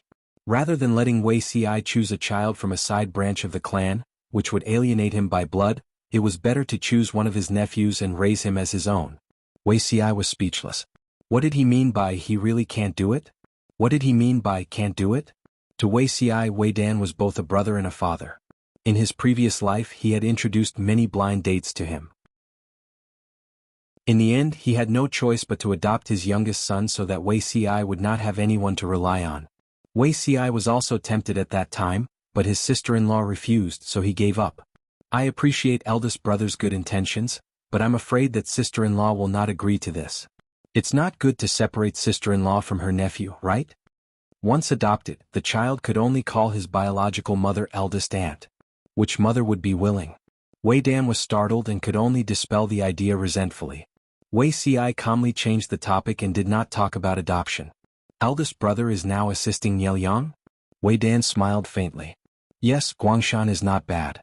If they did not have a good relationship, Wei Dan and Nielyang would not have become in-laws. Wei Ci closed his eyes and did not reply. In his previous life, Wei Ci knew Nielyang and met him a few times through Wei Dan. The Nie family was able to suppress the other feudal lords of Zhongzhou because of this person. But Nielyang's final outcome was not good. In his previous life, the Nie family was able to expand rapidly. Most of the credit was due to the Nie family's genius, Nielyang. Later on, it was due to Sun Wen that they dominated. Although the Nie family was full of talents, the family was not as united as an iron bucket. Struggles between the heirs were common. As the Nie family's influence in Zhongzhou grew, the struggles between the heirs became more and more intense. Nielyang died before he was 35. He died in the family's infighting, and all his children were implicated. Looking at the time, Nielyang should be close. In this life, if the Nie family killed Nielyang, would there be a late bloomer Sun Wen to turn the tide? Countless thoughts flashed through Wei Ci's mind, but there was no change in his expression. Even though he knew that Nielyang's death would make his eldest brother Wei Dan depressed for life, Wei Ci had no intention of reminding him. After talking for a while, Wei Xi saw that the sky outside the tent was getting dark and offered to take his leave. Wei Dan did not urge him to stay. Instead he got up to send him off. After sending Wei Xi off, Wei Dan turned to return to the house. Hearing about him is not as good as meeting him in person. Your younger brother is a dragon among men. Niel Yang said with pity. Why did he stay in Langya back then? Wei Dan said, I don't know. He did not say the reason. Chapter 1091. Maybe it's because I've been too tired recently and I'm not acclimatized to the climate. I'll get better naturally after this period. Niel Yang rubbed the tip of his sore and cold nose and resisted the urge to sneeze. His eyes were bloodshot. Wei Yong asked hesitantly, Did you really drink the medicine prescribed by the doctor? Niel Yang's hand paused. Thinking of the black medicine, he could not help but feel bitterness in his mouth and stomach acid. Although he quickly restrained his emotions, it did not escape Wei Yong's observation. Thinking of his best friend's temper, Wei Yong's lowered eyebrows could not help but twitch twice. Niel Yang was an adult in his 30s, not just 3 years old. Not only was he afraid of bitterness, he even did the stupid thing of secretly pouring away the medicine. I'll go down now and ask someone to make another bowl. Guangshan, drink it before you rest. Wei Yong was more or less like a mother, especially Wei Yong, who was afraid of bitterness and poured away the medicine, causing his illness to be prolonged. No matter how minor an illness was, once it was dragged on for a long time, it would still become a serious illness. Niel Yang smiled helplessly. I'd better not drink this medicine. There's no effect after drinking it for so long. I'm suffering for nothing. Wei Yong stopped in his tracks and said with a serious expression, If that's the case, I'll ask the doctor to come over and take a look at you again. If it doesn't work, we'll change the prescription? Either drink the medicine or ask the doctor to come over and prescribe a more indescribable prescription. Niel Yang decisively chose the former. At the same time, Wei Xi stepped on the moonlight and returned to his residence. It was dark in the room. He took out a match from his sleeve and lit the oil lamp in the dark. With the help of the orange candlelight, Wei Xi vaguely saw a strange black shadow protruding from the bed, as if there was a person lying on it. Who's there? The candlelight crackled. Wei Xi shouted at the bed. The black shadow with its back facing him finally turned around. Oh, Zixiao is only back now? Jiang Pengji hugged something in her arms and muttered as she got up. If you didn't come back, this thing of yours would have been caught and cooked. Newborn calves are not afraid of tigers. If it wasn't for the servants who brought it back, it might have been gone. Wei Xi knew who it was the moment he heard the voice. He felt relieved and continued to light other candles. The dark room gradually became brighter. Because Jiang Pingji got up, the black and white meatball, which had finally fallen asleep, groaned in dissatisfaction and opened its big watery eyes. Smelling a familiar scent, it stretched out its 2 meaty claws in Wei Xi's direction, as if asking for a hug and a kiss. Tsk, this thing has become a spirit? You even dare to rob my people.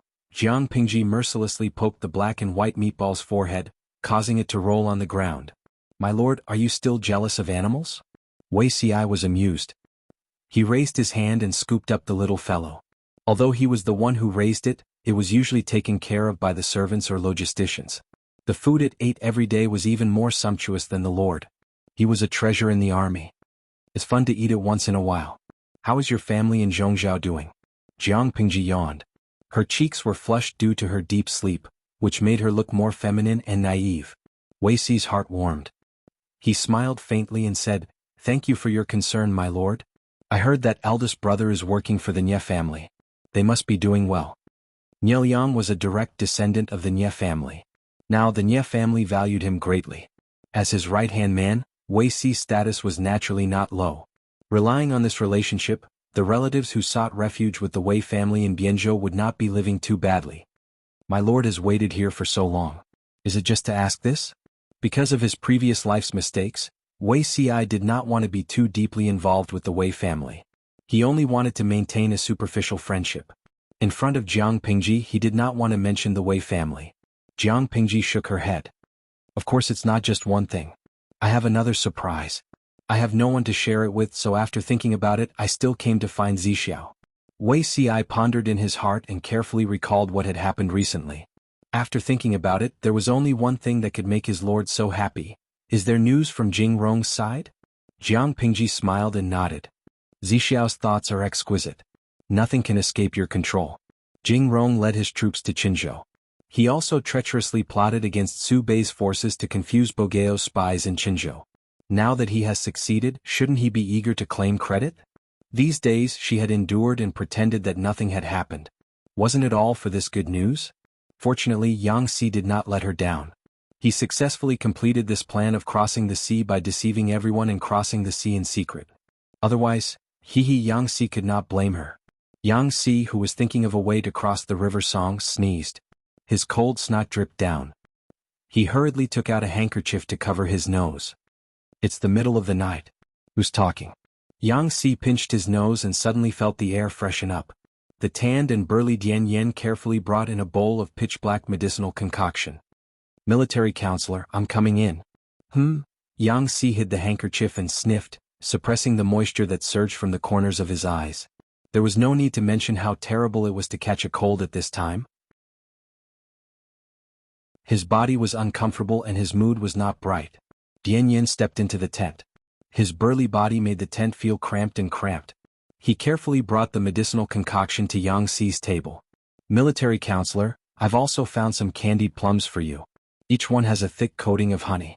They're absolutely sweet. Yang Si carefully took a sip. The unpleasant medicinal concoction spread in his mouth. His entire face scrunched up. Candied plums? Yang Si randomly grabbed a handful and threw 2 into his mouth. It took him a while to suppress the bitterness. His tightly furrowed brows gradually relaxed. Is there any news from the secret agents? After drinking half a bowl of medicine, his dizzy head felt better. Yang Si's violent temper also became much milder. Dian Yen said, the secret agents from the front lines have sent news that the Nie family's emissaries have entered the pass. I'm afraid they're up to no good. Yang Si chewed on the candied plums and said vaguely, our lord has an unyielding temperament. No matter how bad the Nie family's intentions are, it'll be difficult to get anything out of her hands. Has the manpower been accounted for? We'll cross the Song River tomorrow. We must arrive at Meng County in Sangzhou before the Nie family makes trouble. Dian Yen hesitated and asked, military counselor, if we only bring 2,000 elites into Sangzhou, once Huang Song makes trouble for us, our lord dares to bring 5,000 elites into Sangzhou, but we're not like our lord. Bringing 2,000 is already more than enough. If we didn't have to pressure the Nie family's emissaries, we wouldn't have brought these 2,000 people. Yang Si smiled. Even if Huang Song had 3 times the courage, he wouldn't dare to kill his acquaintances at this time. The relationship between Huang Song and the Lord was no different from being interdependent. The two could only form an alliance. If Huang Song dared to play tricks to assassinate the Lord, the Nie family would definitely take the opportunity to kill him. At that time, the mantis stalks the cicada, unaware of the oriole behind. Huang Song's own life would be in danger. What was he after? Moreover, if we transfer too many troops, Yang Si's eyes were cold. He pointed in the direction of Zhe County. I'm afraid that someone will take advantage of the situation. Qinzhou was empty of troops. If there weren't enough troops to hold the fort, who knew whether the evil Han Yu would take the opportunity to stab them? Dian Yen was frightened. This can't be right? In order to help the Lord stabilize the rear, Yang Si and Dian Yen formed an alliance with Su Bei from Zhe County as representatives. The two forces had frequent contact. Because of the loser's yearning for the top student, Dian Yen respected Han Yu. Yang Si sneered. Why not? The alliance is not a long-term plan. It's just a paper agreement that can be torn apart at any time.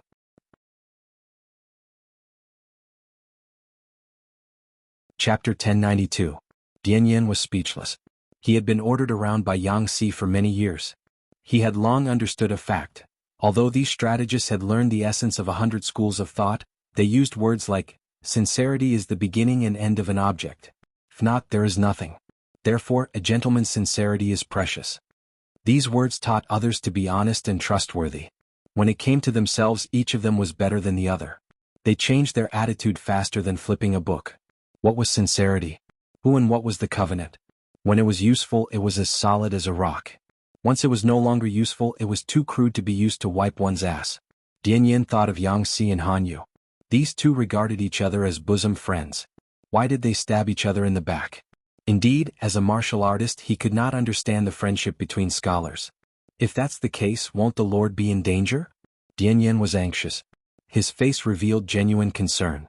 His lord and Huang Song appeared harmonious on the surface but were actually at odds. If Su Bei took the opportunity to cause trouble, wouldn't the lord be faced with enemies on both sides? Yang Si frowned as he drank the rest of the medicine. Only the sweet candied fruit could soothe his injured taste buds. The lord is in danger? It was as if he had heard the funniest joke in the world. Yang Si had known Jiang Pingji for so many years. He had only seen her make others suffer. He had never seen anyone make her suffer. Meng Zhan was the first person to suffer, but his ending was obvious to all. Yang Si did not think that his lord would fall here. Deputy Commander Dian, you are wrong. Our lord will not suffer any losses. Regarding this, Yang Si was full of confidence. Before Meng Zhan died, he had laid out a dead end.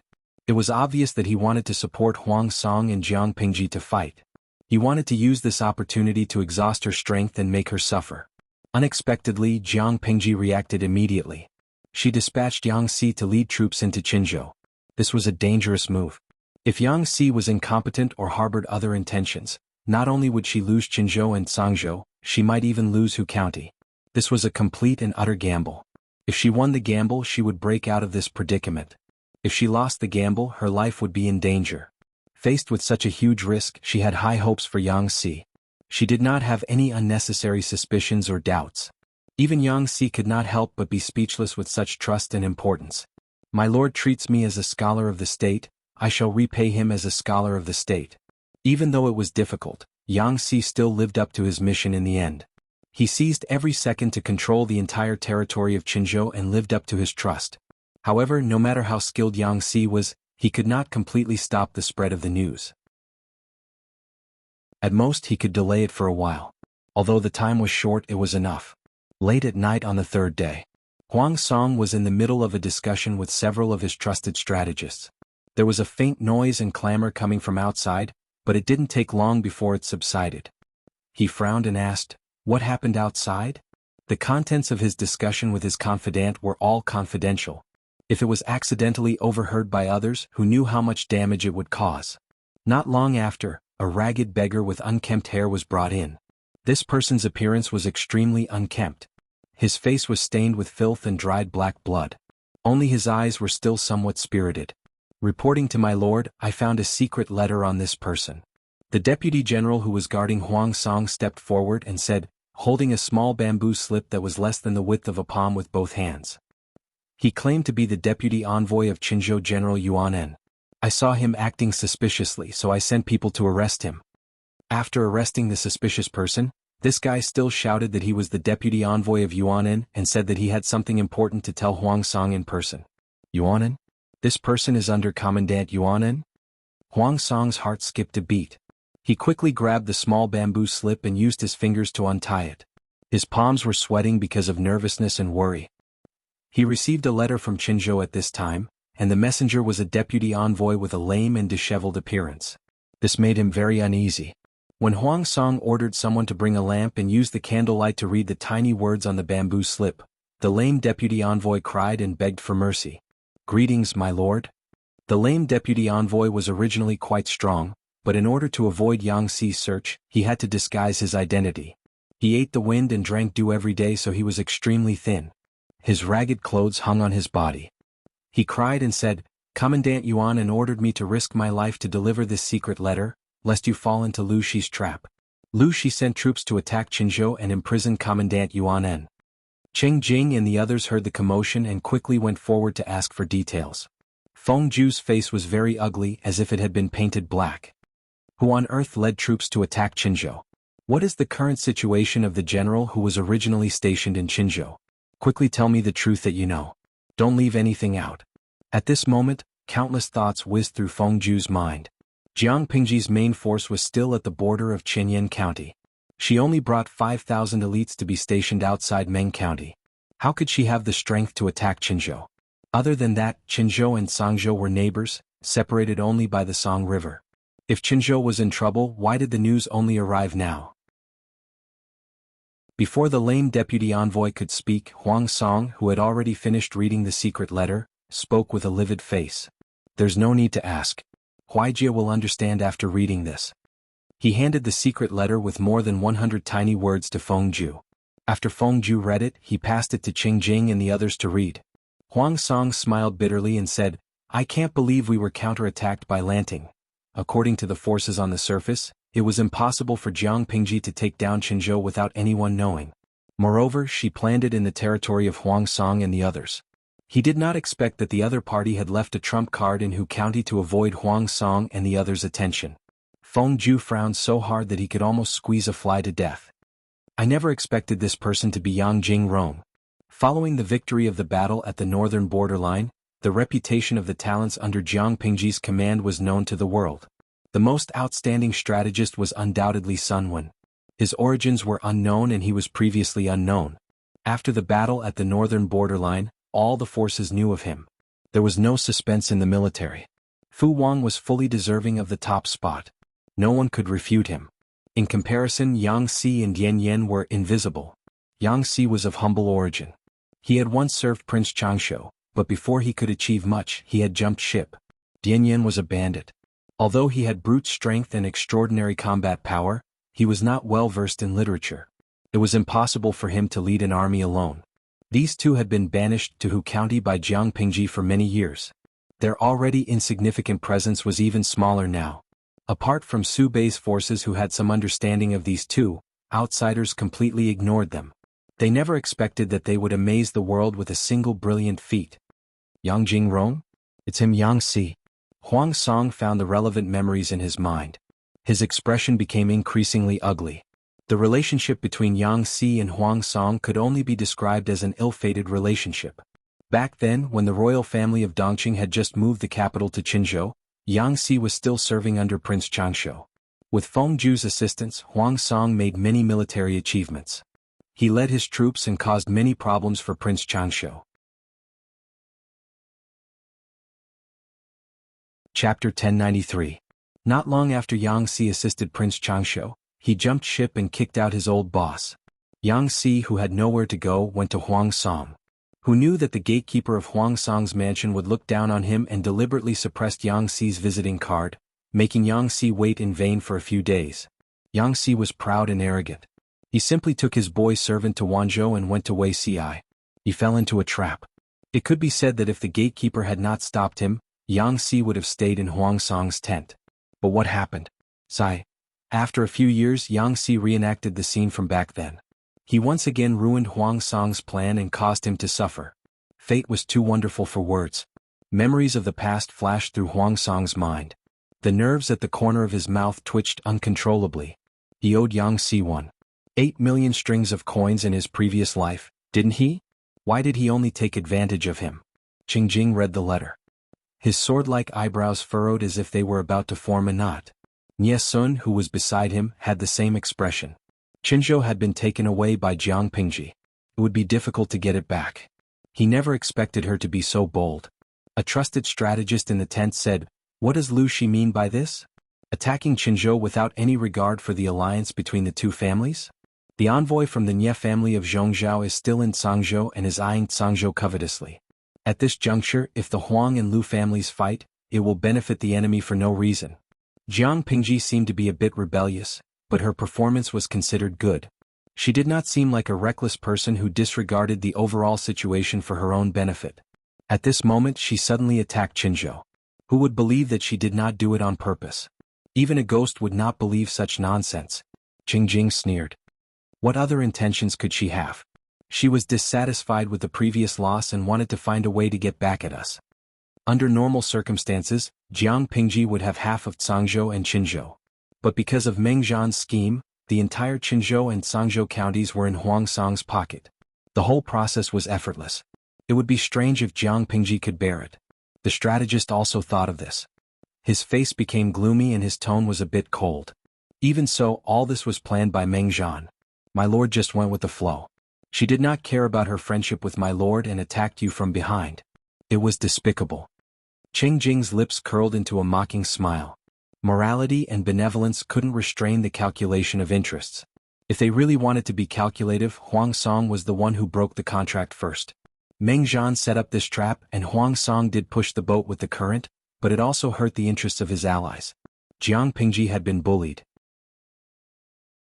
Naturally, she had to find a way to regain her dignity. Lu Prefecture Magistrate, Are you ignoring the overall situation? Someone said softly. The Nye clan's diplomatic mission is still here. Nye Sun said softly, this time, it's not that Lu Prefecture's magistrate doesn't care about the big picture, it's Lord who doesn't care about the big picture. Jiang Pingji considered the big picture, so she didn't fall out with Huang Song immediately. She didn't even question him. Now that the ball had been kicked to Huang Song, he was about to face a difficult problem. Was he going to put up with this for the sake of the big picture? Or should he go to interrogate them and take back Qinzhou?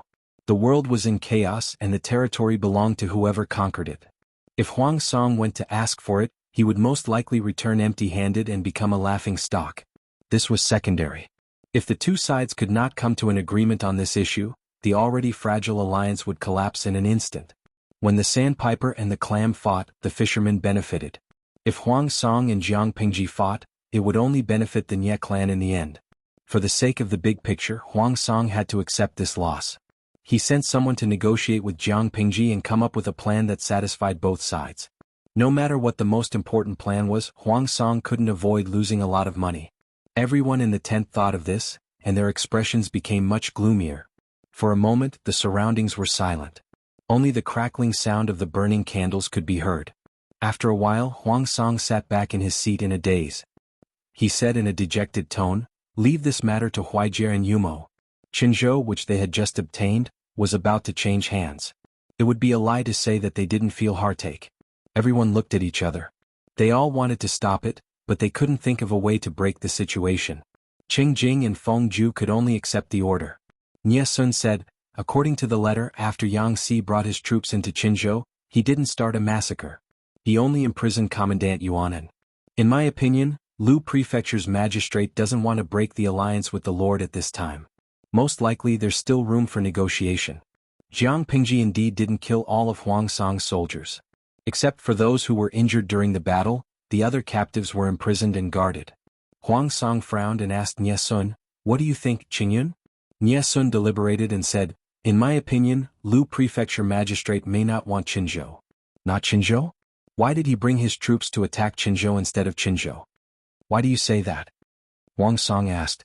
Nye Sun cupped his hands and said hesitantly, "Qinzhou is located in the south, but Lu Prefecture magistrate's territory is in the north." Huang Song frowned and got up to take a great universal geographical map. He looked at it carefully. Jiang Pingji's territory was all concentrated in the north. Beijiang, Chongzhou, Wanzhou, Hu County and Qinyan County in Sangzhou. If Qinzhou was taken, Qinzhou had little to do with Jiang Pingji's territory. It was also separated by Huang Song's Zhangzhou and Sangzhou. Seeing this, Huang Song suddenly understood something. Nye Sun said, "I'm afraid Lu Prefecture magistrate wants to exchange Qinzhou for Zhangzhou and Sangzhou." Nye Sun was not the only one who understood this. Qing Jing and Feng Ju also knew this. Because Jiang Pingji had a request, there was room for bargaining in the negotiations. "No, Sangzhou and Sangzhou," Huang Song refused without thinking. The pained expression on his face deepened. The two fattest pieces of meat in Sangzhou were the two counties in Huang Song's hands. The horse resources were concentrated there. If Zhangzhou and Sangzhou were exchanged for Qinzhou, it meant that Jiang Pingji had the entire Zhangzhou in her hands. Beijiang and Sangzhou were war resources that the military would fight for. The horse farms were in these two places. Without war horses, their combat power would be lower. How could they fight for the world and fight for supremacy? Huang Song was distressed. How could the other strategists not be distressed? Sangzhou and Sangzhou had finally gotten their hands on it, but now they were forced to give it up. Who wouldn't be upset? The strategists looked at each other. They voted with their eyes and chose Feng Ju as the representative to appease Huang Song. Feng Ju stepped forward and said, "My lord, it's better to make a decision as soon as possible." Huang Song was distraught. "My lord, you must know that what you lose, you gain. It's not impossible to exchange Zhangzhou and Sangzhou for Qinzhou." Huang Song calmed down. He had always been willing to listen to Feng Ju. "Huijie, what do you mean?" "It's a pity to lose Zhangzhou and Sangzhou, but it may not be a blessing for Lu Prefecture magistrate to take Zhangzhou. Beiyuan is eyeing Yumen Pass covetously. Zhangjiang Pass is guarding against the ambitious Nye family of Zhongzhou. My lord is in Haozhou and Qinzhou. Subei is in Hu County and Hu County." Huang Song looked down at the great universal geographical map. His expression suddenly changed. According to Feng Ju, Jiang Pingji was surrounded by enemies.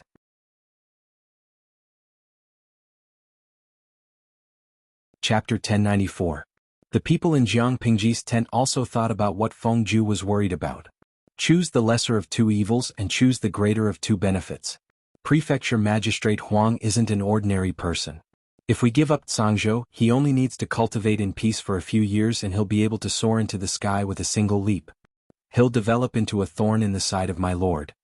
Feng Jin smiled and squinted his eyes. His eyes shone brightly as if he was calculating something. In comparison, Qinzhou is a rich and populous place, but because of the imperial family, its vitality has been greatly damaged. It won't be able to do much in the short term. In this chaotic world, developing well didn't mean that one would be able to walk to the end. If his fists weren't strong enough, even if he managed his territory well, he would only end up benefiting his opponents. After some deliberation, they insisted that Zhangzhou was more valuable than Qinzhou. It would be best if they could get the two counties from Huangsong. Li Yun looked at the great universal geographical map and felt worried. If that's the case, won't we be surrounded by enemies on all sides? The Yi family of Beiyuan, the Nye family of Zhongzhou, and Huangsong and Su Bei of Dongqing. The first two were powerful while the last two had a natural geographical advantage. If the four sides joined forces and attacked from all sides, the battle line would be stretched too far, and the lord would fall into a very passive and dangerous situation. Feng Zhen frowned slightly and said helplessly, "Hanmei, I had no choice but to make this choice. If the lord takes Qinzhou, it will be too difficult to defend. If we don't do anything, Prefecture Magistrate Huang will be able to occupy Haozhou, Qinzhou, and Zhangzhou counties. When that happens, our lord will be in danger." Since all three paths were so steep, why not choose the most advantageous one? So what if he was besieged on all sides? They would always be able to find a way out of this predicament. If they didn't even have this little bit of confidence, how could they compete for supremacy? Li Yun thought about it carefully, his handsome face showing signs of worry. He wished he could topple the mountains and overturn the seas, cleansing the world for his lord. Meng Hing thought about it carefully. He seemed to have thought of something and his furrowed brows gradually relaxed. Jiang Pingji noticed his expression and asked, "Sergio, do you have any good ideas?" Meng Hing stepped forward. Hing thought of the school of vertical and horizontal. School of vertical and horizontal? Meng Hing nodded and said, "The school of vertical and horizontal is one of the 100 schools of thought. The first prime minister of the great Xia dynasty, Huang Fuxiu, absorbed the strengths of hundreds of schools of thought. He used the techniques of the school of vertical and horizontal to make friends with distant countries and attack their neighbors. Finally, he assisted Emperor Taizu of the Xia dynasty in unifying the 9 states. My lord exchanged Zhangzhou and Zhangzhou counties from Governor Huang. It seems like she will face the predicament of being surrounded by enemies on all sides, but if she uses a series of moves, she will definitely have a chance of survival." When De Xia was first established, there were hundreds of schools of thought that challenged and contended with each other. Different schools of thought competed with each other and the atmosphere of academic research was strong. This wave did not last for long. When Prime Minister Huang Fuxiu was executed, the imperial court ordered that Confucianism should be the only one to be respected and other academic schools should be suppressed. Even now, the 100 schools of thought had recovered, but the Confucian school was still the leader of the 100 schools of thought, occupying the majority of the market. The other schools of thought kept a low profile. Jiang Pingji was about to listen carefully when she caught a glimpse of the bullet screen in the streaming room. Yuji Shangmia, the school of vertical and horizontal. But this world doesn't seem to have the 7 heroes of the Warring States period. Where did the vertical and horizontal come from? Just not bad. This world has the analects of Confucius and Mencius. Why can't there be alliances? It was normal for them to have similar thoughts. Zilong Bao, befriend the distant and attack the nearby. Streamer, there's no Premier Zhou in this world, right? It's so funny to see her embarrassed. Lao Ciji Lianming, the phrase, befriend the distant and attack the nearby, comes from the strategy of the Warring States. It's better for a king to befriend the distant and attack the nearby. If you have an inch, you'll be a king. If you have a ruler, you'll be a king. The core meaning is to contact distant countries and attack the nearby countries. I don't think it's embarrassing. Lan Die, during the Warring States period, Qin could fight against 6 people alone. The streamer only has 4. What's there to be afraid of? Jiang Pingji's mood lightened up when she saw the bullet screen. It was just 1 against 4. She was not afraid. She signaled Meng Heng with her eyes to continue. The latter hesitated for a moment and said, "The Yi family of Beiyuan is powerful, but they are not without worries. My lord, Why don't you secretly express your goodwill to the royal family of Baiyuan or other aristocratic families? You can use this to restrain the Yi family so that they have no time to care about other things. Baiyuan was a strange country. The royal family was weak and the power of the country was in the hands of a few aristocratic families. The Yi family also had enemies. It was not impossible to send an envoy to instigate and lobby them. This method could also be used on the other clans. Because of this, everyone had a secret meeting for a long time. The frown on their faces finally eased up. Although it was a dangerous move, if it was executed well they could be reborn in the end. Wei Xi looked at Jiang Pingji's side profile. His eyes were like rippling spring water, shining with an intoxicating gentleness. He was very glad that God had given him a second chance. He could make up for the regrets of his previous life and watch this person ascend to the throne with his own eyes. As he was thinking, his fingertips touched something hot and wet. He looked down and saw that it was the black and white ball of meat using its nose to support his hand. It looked at him with its innocent black eyes. The black and white ball of meat used its mouth to suck his finger, trying to suck something out. It did not move for a while. It was sad like a salted fish that had lost its dream. Wei Xi laughed to himself. In order not to disturb the others, he secretly covered it with his sleeves and carried it on his knees. He took out the dried meat that had been softened in advance from his sleeves. Fortunately, the meeting ended quickly. Wei Xi carried the ball of meat out as if nothing had happened. He looked around and found the soldier who was taking care of the ball of meat. The soldier did not dare to go near the main tent. He could only anxiously stay where he was and wipe his sweat. He had only taken a short nap. He did not expect that the beloved pet that the military counselor had asked him to take care of would disappear without a trace. Wei Xi comforted him with a smile. Take good care of it. Don't let it run around in the camp. Otherwise, it will be easily stolen by others for a sumptuous meal. The soldier nodded repeatedly. Just as he was about to carry the ball of meat away, he awkwardly realized that the ball of meat had used all four of its paws and was holding onto Wei Xi's sleeves tightly. It kept making sounds of grievance, as if it was complaining about a scumbag who had abandoned his wife and daughter. Wei Xi raised his hand and patted its head. He said gently, "Don't be angry." The soldier secretly peeked at Wei Xi. Seeing his gentle expression, he could not help but be secretly speechless. The teacher was indeed an immortal who had descended to the world. No matter what he did, he looked so good. Those who know the inside story know that you are raising a pet. Those who don't know would think that you are raising a child. Feng Zhen followed him and found that Wei Xi's loving father attitude was pure and natural. He was even more skilled than an experienced driver. If Zixiao had a child, wouldn't he be pampered to the heavens by you? Feng Zhen joked with a smile. Wei Xi's expression dimmed a little. He said coldly, "Excessive pampering is the same as overpraising him to death." Zixiao is quite understanding.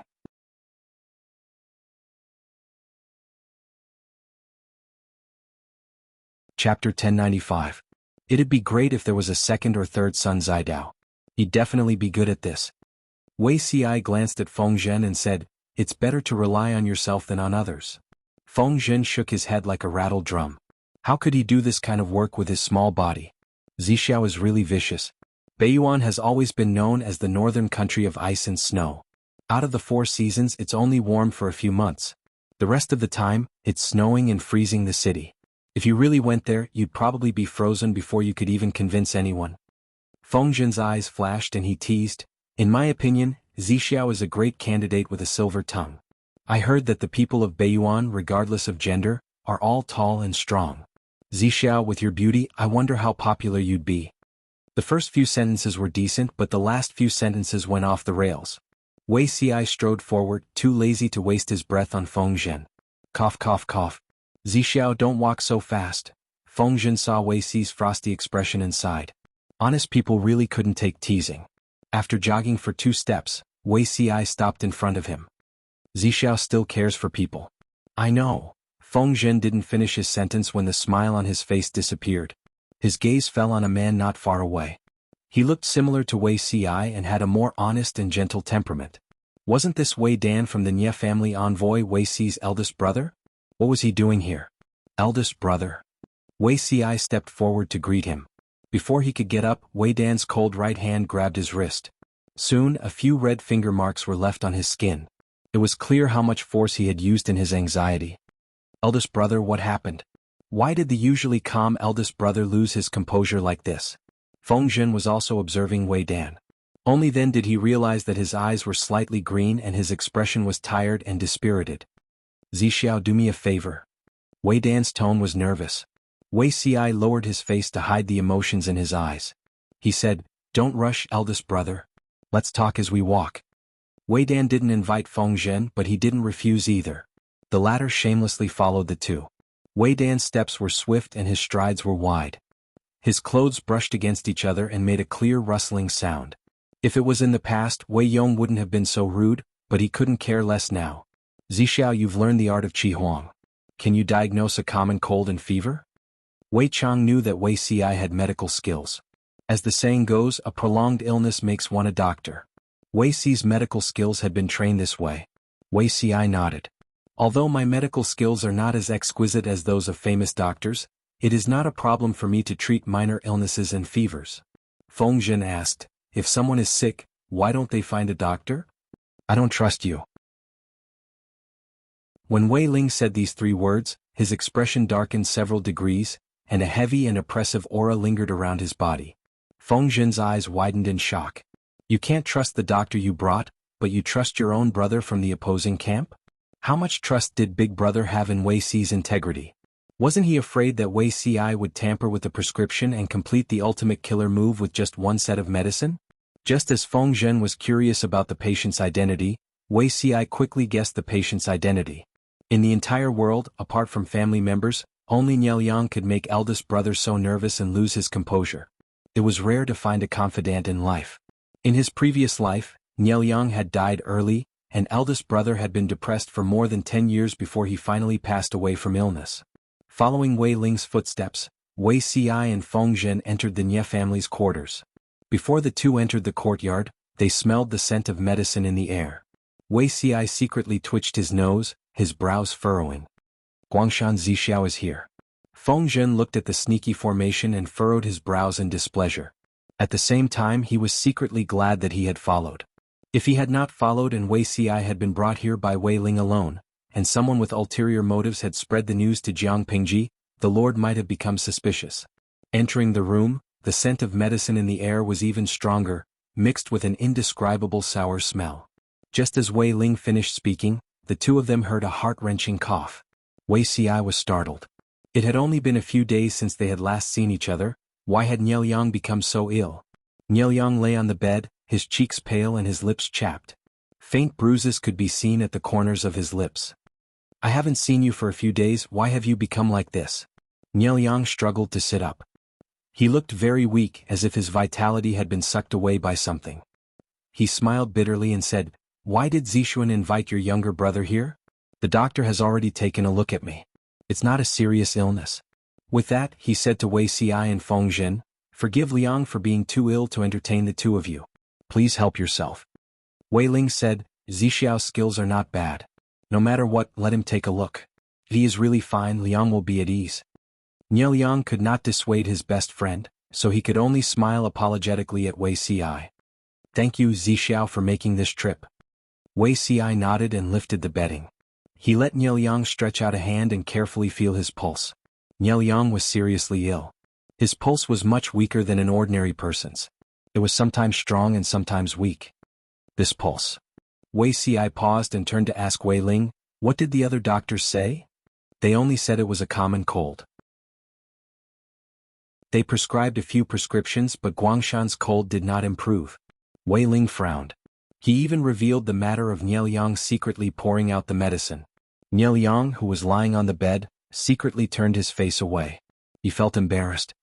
The day before yesterday, the doctor prescribed a new medicine for Guangshan. I watched him drink it, but not long after, Guangshan's condition worsened rapidly. I checked that prescription and the dregs of the decoction. They were all for a cold. The doctors took turns to diagnose and treat him, but their statements were too uniform. I became suspicious and was afraid of alerting the enemy. I had no choice but to get Zixiao to take his pulse and see what was going on. Wei Ci said, in that case, Mr. Nye also noticed it. What do you mean? He was poisoned. Although the poison is weak, taking something poisonous for a long time will definitely cause the poison to accumulate in his body, making him weak and frail. Wei Ci said, The prescription prescribed by the doctor for a cold is definitely useless. Drinking it will do more harm than good. Niel Yang did not have a cold at all. He was poisoned by someone. Niel Yang's eyes flashed with astonishment. Wei Ling even tightened his grip on his sleeves. Poisoned? I still have to look at the prescriptions prescribed by the other doctors. I'm not sure what went wrong. After Wei Ci finished, he added, Big brother, you should pay attention to the doctors who came with you. Such a simple pulse, any qualified doctor can take it. They all said that Mr. Nye had a cold. This doesn't make sense. Wei Ling endured it. It took a lot of effort to suppress his anger. He got up and took the prescription prescribed by the doctor. I didn't expect that Zixuan would find you. Taking advantage of Wei Ling's departure, Niel Yang laughed softly. A smile appeared on his sickly face. Mr. is of noble character and unquestionable integrity. Yang admires you very much. If Wei Ci wanted him to die, he only needed to hide his illness and pulse. Wei Ling could not say anything.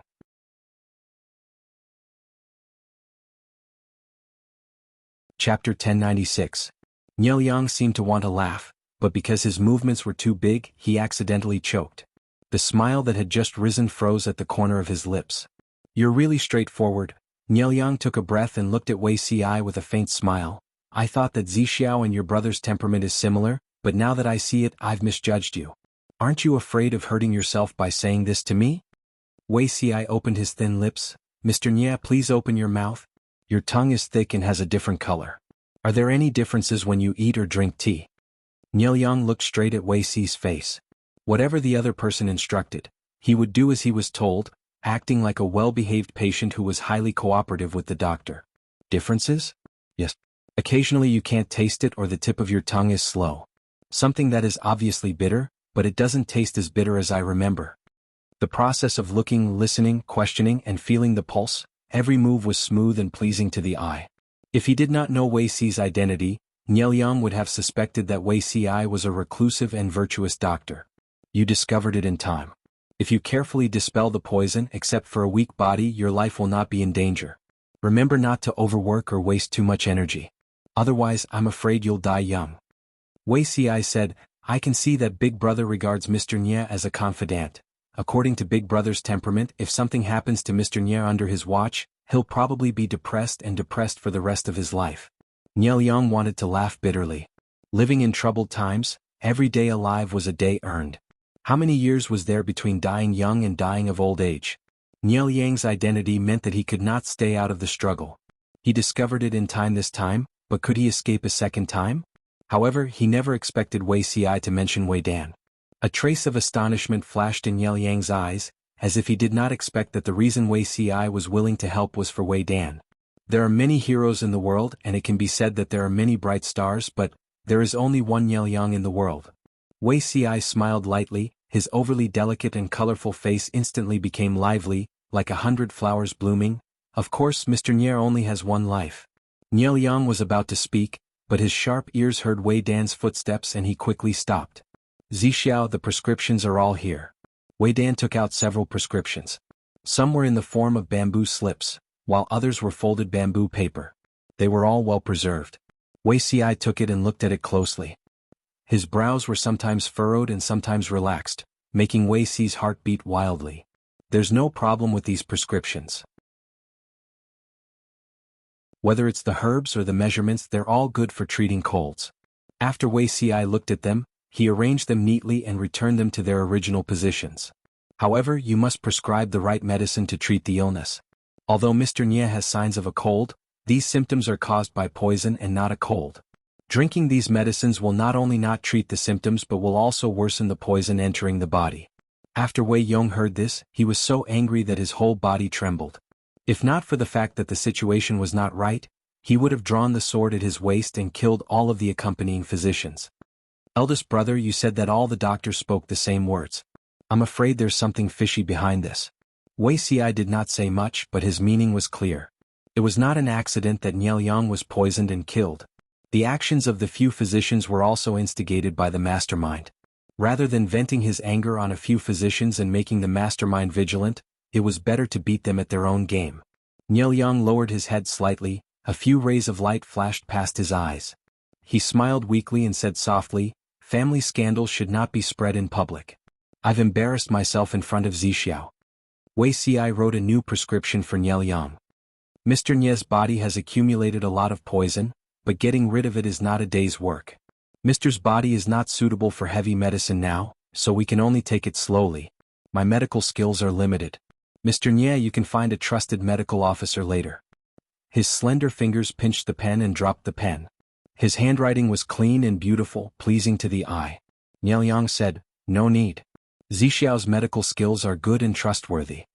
Wei Xiai did not reply and handed the prescription to Wei Yong. "Does Mr. Nie have any other instructions?" Niel Yang knew that Wei Xiai was planning to leave. "There is indeed one thing." Niel Yang's eyes wandered and said awkwardly, "There's licorice in the prescription. Can the amount be heavier?" "Afraid of bitterness?" Wei Xiai asked with his eyes. Niel Yang hesitated for a second between bitterness and disgrace, before decisively choosing the latter. Feng Zhen, who had been in the background, was speechless. He seemed to have found out a secret. Niel Yang was seriously ill and could not get up to send him off. He could only let Wei Yong take his place to be polite. After a distance, Feng Zhen's gossipy nature could not help itself. Why did Zixiao save him? Although he did not understand Niel Yang's position in the Nie family, he felt that this person was not easy to deal with. Leaving him alive would be a disaster. The master of the Nie family is Niel Yang's grandfather. This old man was an influential figure when he was young. Now that he is old, he is still full of energy and does not lose to the younger generation. He controls the Nie family's authority. Wei Xiai said coldly, although he is not muddle-headed, he has not chosen a suitable successor.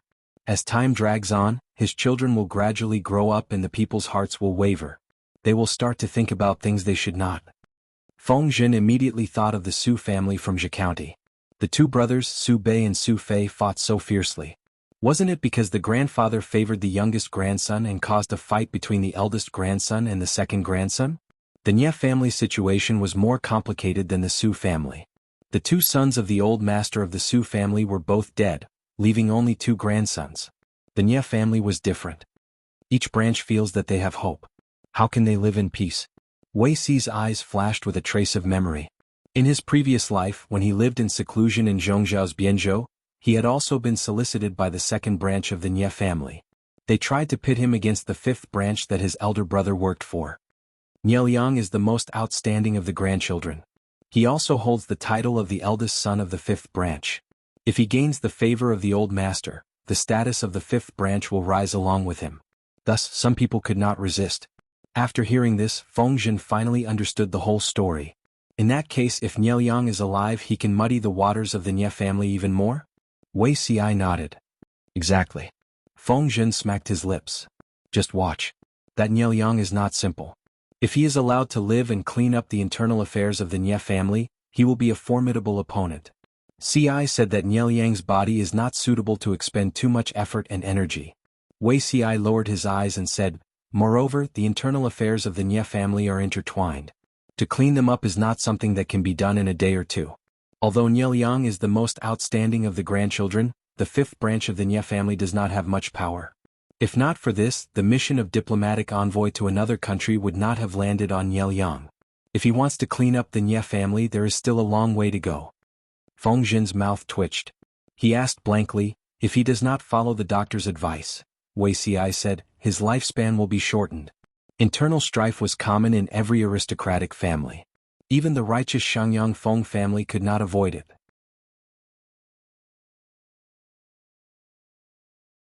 Chapter 1097. Isn't my lord worried about having no one to restrain the Nie family? Wei Ci smiled. Niel Yang is the best pawn. He was a pawn that came to him on his own accord. In this regard, Feng Zhen could only cheer for Wei Ci and cheer him brainlessly. You can even think of such a way to make the Nie family fall into internal strife. How can you be so cunning? Feng Zhen said disdainfully, but his eyes showed otherwise. However, I'm curious about one thing. How do you know so much about the Nie family? Since ancient times, one should not wash one's dirty linen in public. Only the Nie family knows about the internal strife. How could it be spread everywhere? Wei Ci was busy with government affairs and battles everywhere with the army. How could he have the time to gather information? Trade between Zhongzhou and Dongqing was basically closed. There were almost no other channels for information. How did Wei Ci know so much? Wei Xi put his hands behind his back. His clothes fluttered in the wind. He looked at the sky and sighed. Feng Zhen stretched out his ears to hear the answer. Wei Xi said, "The secrets of heaven cannot be revealed." Feng Zhen was speechless. "You'll lose the baby?" Wei Xi couldn't stand Feng Zhen's resentful gaze. He said helplessly, "I calculated it by watching the stars day and night." "Why don't you say it was Guo Yu who told you?" Wei Xi was able to see this from observing the stars. Did Wei Xi really think that Feng Zhen did not understand the art of astrology? Wei Xi answered readily, "Not only can I control ghosts, but I also understand the language of beasts. I know what plants are saying." Feng Zhen's eyes widened in shock. He sneered. "Wei Zixiao, you really panted when I said you're fat." The two bickered for a while and unknowingly returned to their home base. Wei Xi told Jiang Pingji the good news. Niel Yang's return to the Nie family would probably cause a storm. He couldn't manage Changzhou for the time being. "This news is timely," Jiang Pingji said. "But can Niel Yang defeat the other old foxes of the Nie family?" Jiang Pingji began to worry that Niel Yang wasn't strong enough. Wouldn't it be a pity if he died too quickly? Wei Xi said confidently, "Niel Yang is known as the ghost of the Nie family. If he hadn't schemed in secret, the Nie family wouldn't be so strong. Now that the Nie family wants to get rid of him, he's probably very disappointed. My lord, Niel Yang may look harmless, but he is definitely not an indecisive person. If these cancerous tumors continue to plague the Nie clan, the clan's foundation would definitely be ruined. Given his temperament, there's no way he would watch the Nie clan decline without doing anything. According to Zixiao, this person isn't a fool." Jiang Pingji crossed her arms in front of her chest and said with a frown, "He should know that he's dealing with the internal strife, so he won't have time to attend to Changzhou. He'll miss a good opportunity. Letting a tiger return to the mountain will cause endless troubles in the future. How could he not know?" Wei Xi smiled and said, "You can't have your cake and eat it too. So what if Nie Guangshan knows? Where there is gain there must be loss. If he cared about one side he would neglect the other." Niel Yang knew how to choose. In his past life, Wei Xi had very little contact with this genius from the Nie family. From what he understood, the family held a very heavy weight in Niel Yang's heart. With the current situation, was it more important to expand outward and allow the family to have internal strife, or was it more important to purge the family? Niel Yang had a balance in his heart and would not lose the bigger picture because of a small thing. Jiang Pingji said, "Zixiao, make the decision. I trust you. However, before the Nie family leaves, we must first settle the matter in Changzhou." The Nie family pressured Huang Song so that Jiang Pingji could use this as leverage to exchange for the two counties in Changzhou. If the Nie family's diplomatic group left, Huang Song might act shamelessly. Wei Xi said, "Yes." The next day, Feng Ju and Qing Jing came to visit on behalf of Huang Song. The two of them were quite tactful. They did not ask Jiang Pingji stupid questions such as why she sent troops to Qinzhou. Huang Song had done wrong in Qinzhou. Jiang Pingji had retaliated, so they could not reprimand her. Otherwise they would have scolded Huang Song as well. The two of them were straightforward and decisive. They tested Jiang Pingji's tone a little. With a plan in mind, Feng Ju revealed his suggestion to exchange the two counties in Changzhou for Qinzhou.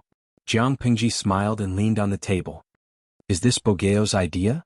Feng Ju said calmly, "Of course it's my lord's idea. Although I'm trusted by my lord, I dare not act on my own. The two counties in Changzhou are a fat piece of meat that the strategists must fight for.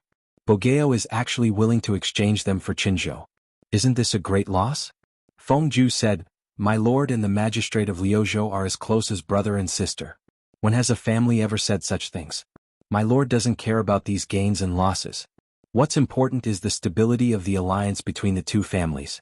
My lord didn't handle the matter with Mengzhan well. He worried day and night that it would cause a rift between the magistrate of Liuzhou.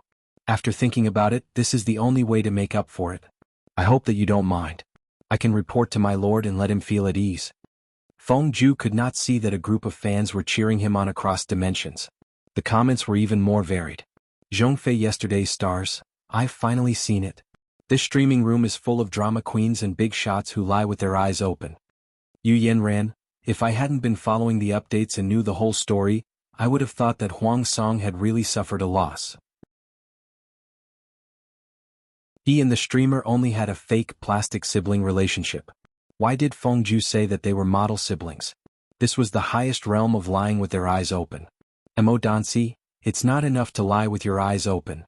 The key is to be thick-skinned. I like people who are so shameless.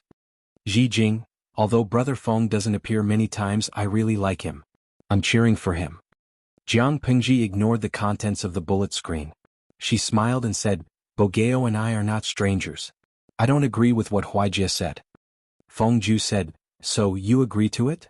Jiang Pingji revealed a doting smile.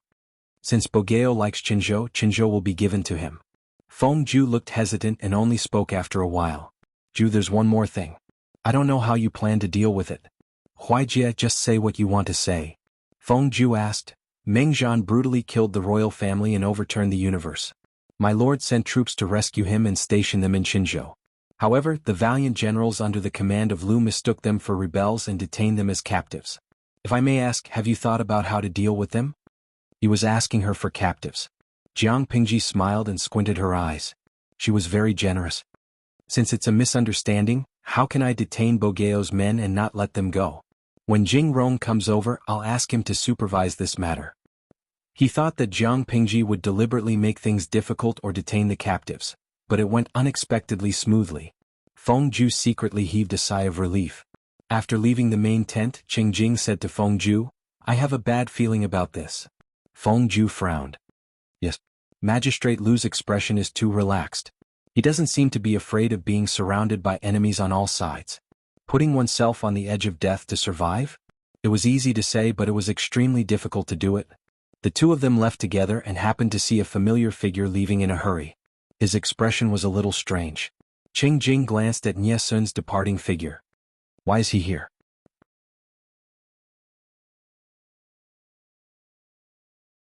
Chapter 1098. Qing Jing's eyebrows twitched as he asked hesitantly, as close as brothers? The two of them have a good relationship. Feng Ju fell silent. News of what had happened in the dungeon that day had not spread, so not many people knew the truth. Qing Jing was not one of them. He said lightly, blood brothers? The nerves in the corner of Qing Jing's eyes seemed to be going out of control. It was as if he wanted to say something. Blood brothers? Those three short words made Qing Jing think of Nie Sun's and Meng Heng's backgrounds. In his mind, he imagined a tragic scene in the backyard of a landowning household. Let's go. The Lord is still waiting for us to report back. Feng Ju took a deep breath and suppressed the waves in his heart. At this sensitive moment, Nie Sun and Meng Heng were very close. Even though they were brothers, it was still suspicious. If the Lord were to find out, who knew what she would imagine? Now that the situation is turbulent, suspicion and infighting are taboo. Honestly, people of this character are trustworthy. It's better to keep this a secret. Qing Jing understood what Feng Ju meant.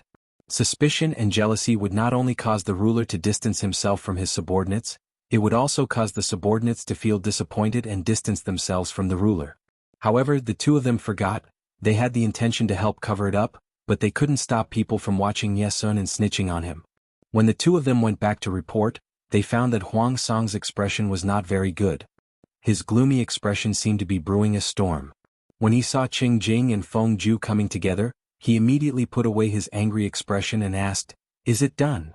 Feng Ju cupped his hands and reported, I didn't fail you. It has been done. Huang Song's expression relaxed a little, and his tone became a little warmer. It's good that it's done. Thank you for your hard work. Feng Ju noticed Huang Song's strange expression and asked tentatively, My lord, you don't look worried just now. Did you encounter a difficult problem? Huijie. What kind of person do you think Qing Yun is? Huang Song trusted Feng Ju far more than anyone else. If this question had been asked by someone else, he would most likely have evaded the question and sent the person away. However, Feng Ju was different. This person really has no ulterior motives? Feng Ju was horrified. I've always been loyal and sincere to my lord.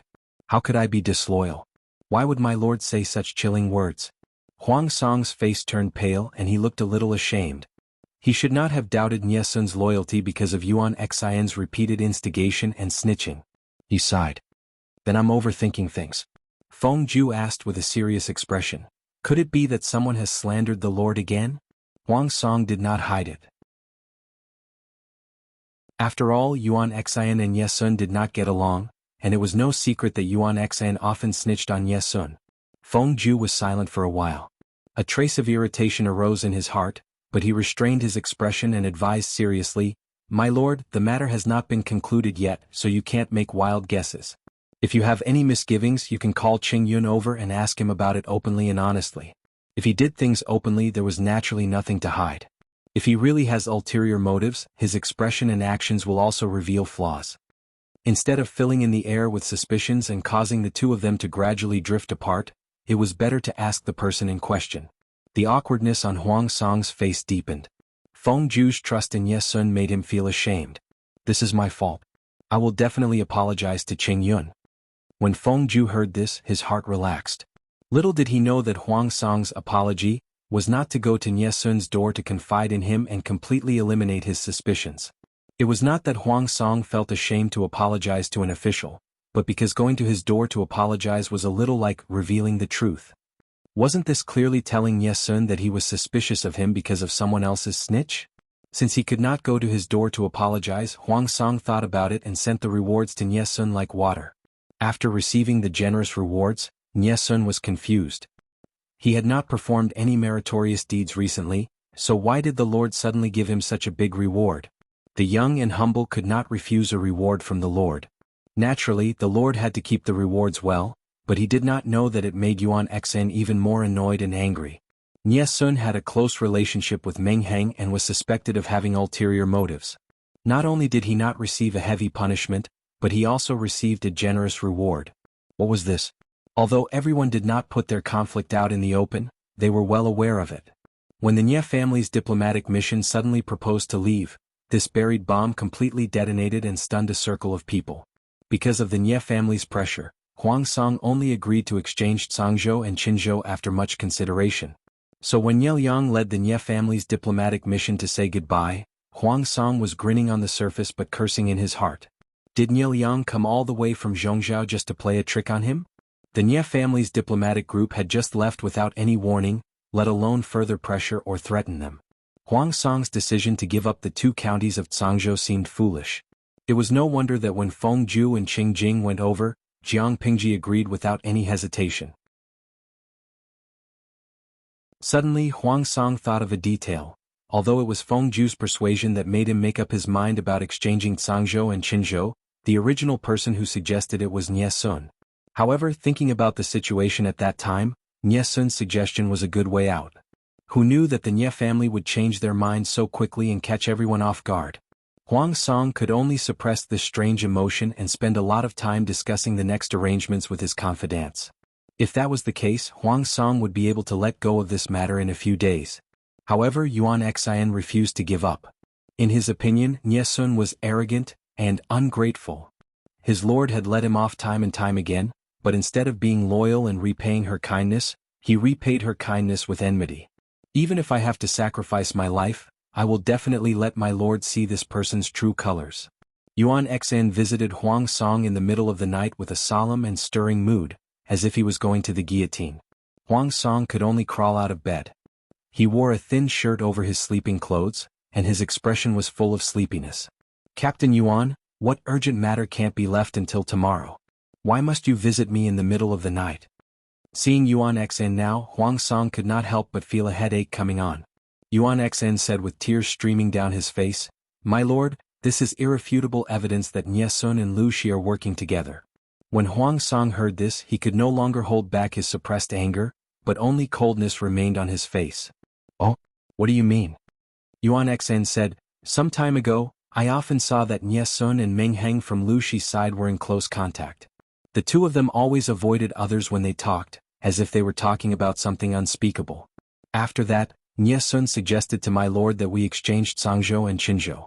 I thought that Lu Shi must have gotten some news that the Nye family's envoy was about to leave and couldn't care about Zhangzhou, so he instructed Nye Sun to mislead my lord. If that wasn't the case, why would Lu Shi take the loss and agree to the exchange without making things difficult for us? At that time, exchanging Qinzhou and Zhangzhou for Zhangzhou and Qinzhou was very disadvantageous and risky.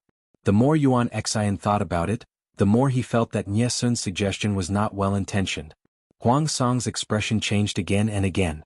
After a while he said, "I have my own conclusions about this matter. Captain Yuan, don't interfere." When Yuan Xian heard this, he felt indignant.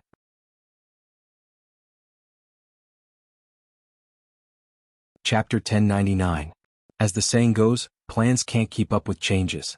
Even though Yang Xi's speed wasn't slow when he arrived at Sangzhou, the Nye clan's diplomatic mission had just left.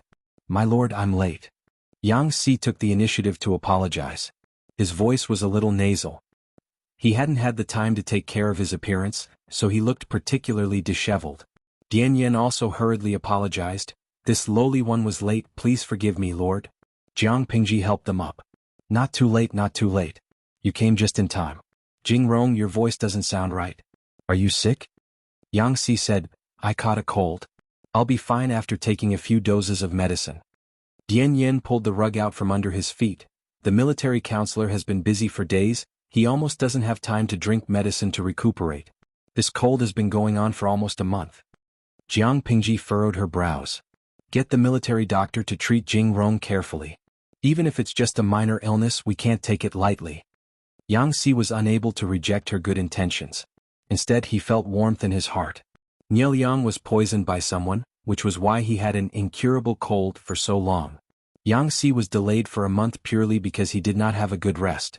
Wei Ci secretly took a look at the prescription given by the military doctor. It was indeed the right medicine. Only then did he feel at ease and allowed someone to prescribe the medicine for the patient. "Zixiao, do you know why the Nye clan's diplomatic mission suddenly left? How could the Nye family be willing to relent when they hadn't gotten any benefits?" Wei Ci communicated with Yang Xi and roughly explained the recent situation so that the other party would have a sense of what was going on. Yang Xi was speechless after hearing that. "If I had known this earlier, I wouldn't have had to travel day and night and lose weight. If he couldn't recuperate, he would lose his appetite." Yang Xi had lost a lot of weight recently. Wei Ci glanced at him suspiciously. "How did I lose weight?" As they were talking, Jiang Pingji called them into the tent. "Has Jing Rong settled all of Bogeo's troops in Qinzhou?" Jiang Pingji still wanted to take Sangzhou. At present, Qinzhou was not of great strategic importance to her. Yang Xi perked up and stepped out of the ranks. "As per my lord's orders, the captives have been properly settled. As the saying goes, don't bother two masters for one thing. Why don't you let Jing Rong handle the exchange between Sangzhou and Qinzhou? Do you have any objections?" Yang Xi, who was still a patient, secretly grinned. He didn't dare to have any objections. "Rainbow sweetheart. Awu, long time no see, little Cici. Green arrow peppermint. I'm rooting for Rongrong like crazy." He could only blame the heartless host for not letting him appear for a few years. Back then, when Yang Xi first appeared on the scene, he had garnered countless fans and a huge fan club. Ever since Jiang Pingji sent Yang Xi to Hu County, there had been no sign of him in the streaming room for the past few years. Many fans abandoned their old loves and sought refuge in the arms of their new loves. At present, most of the people who were still fans of Yang Xi were his diehard fans. "Bai Qi, humph, the streamer is really crazy. Little Rongrong is still a patient. Can't you have some love? My husband Su Taoten, if the host is in love, then Yang Xi will be so scared, right? Love and producer, I'm begging the streamer not to send Xiao Rongrong to such a remote place. It's better to keep her by your side." The audience loved it madly, but unfortunately Yang Xi, the person involved, did not know. "Yes, I won't let you down." Yang Xi cupped his hands and bowed, accepting the task. "By the way, how are the Su brothers in Jicounty doing? After all, they were future opponents. Only by knowing oneself and one's enemy could one win 100 battles." Yang Xi said, "You don't have to be afraid of Su Fei, but this Su Bei. My lord, you have to pay attention to him." Jiang Pingji said, "Oh? Su Fei is a radical person. He's brave but reckless. Now that he's been beaten by his cousin, Su Bei, he's like a turtle hiding on the ground. It looks like he won't be able to hold on for long. If nothing unexpected happens, there should be no hope for him to make a comeback." Yang Xi said, "Su Bei is different. He's courteous and humble, and he's from a prestigious family. He's recruited many talents and outstanding talents. Among them, his trusted strategist Han Yu is the most outstanding. Han Yu is treacherous, shrewd, and meticulous. He's not easy to deal with." "Han Yu? Wenbin? No matter what, he's Master Yuanjing's brilliant disciple. If he's an ordinary person, he'll be letting down Master Yuanjing's teachings."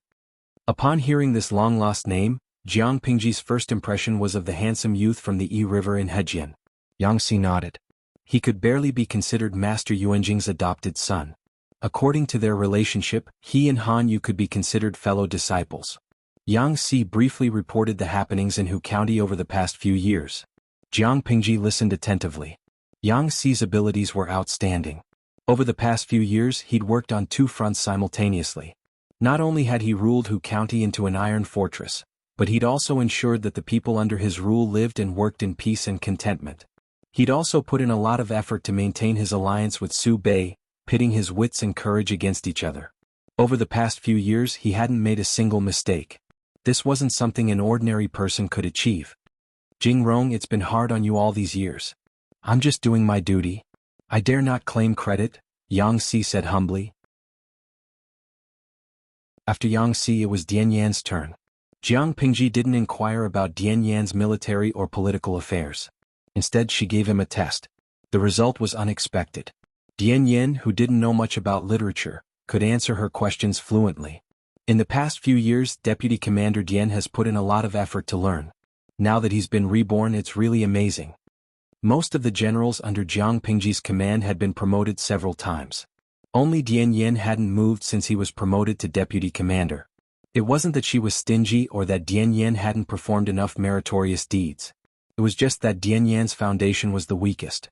She wanted to train him well before she put him in an important position. A general who was brave but not astute wouldn't last long. After the test, her impression of Dian Yan was refreshed.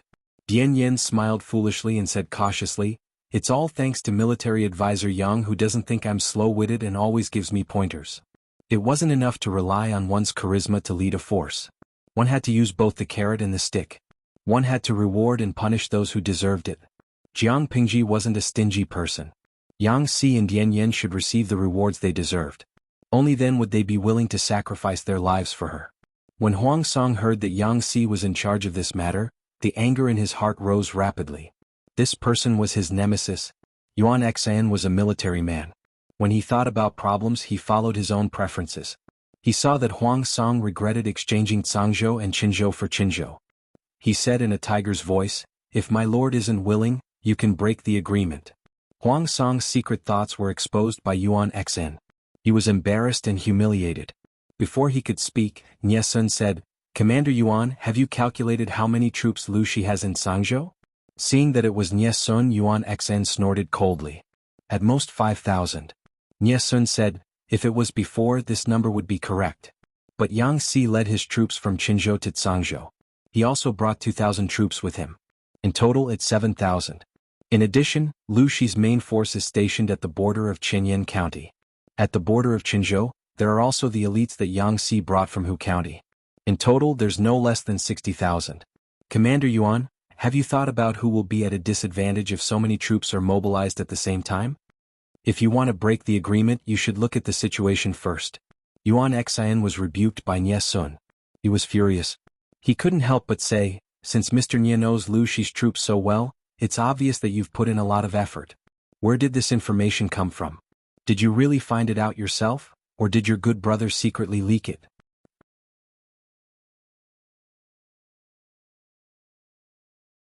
Chapter 1100. What do you mean, Captain Yuan? Nie Sun's face was livid. His hands were clenched so tightly in his sleeves that the veins on the back of his hands popped. Seeing that Nie Sun was still resisting, Yuan Xian sneered and asked in a neutral tone, "What do I mean? Mr. Nie is usually very intelligent. Why are you pretending to be deaf and mute now? Do you dare to swear that you have nothing to do with Meng Heng under Lu Shi?" Nie Sun clenched his teeth. Everyone in the tent looked at Yuan Xian at the same time. Except for a few people, the others only knew that Nie Sun and Meng Heng were close. What kind of secret relationship did they have? With this doubt, their eyes became more inquisitive. Yuan Xian's question showed that the relationship between Nie Sun and Meng Heng was deeper than they thought. "What, Mr. Nie doesn't dare to swear?" Yuan Xian asked in an overbearing manner. Even with a full beard, others could see a hint of pride in his swollen eyes. He sneered and said in a relaxed tone, "If you don't dare, does that mean you admit it?" Nie Sun pursed his lips and stared at Yuan Xian with his dark eyes. "What does Captain Yuan want me to admit?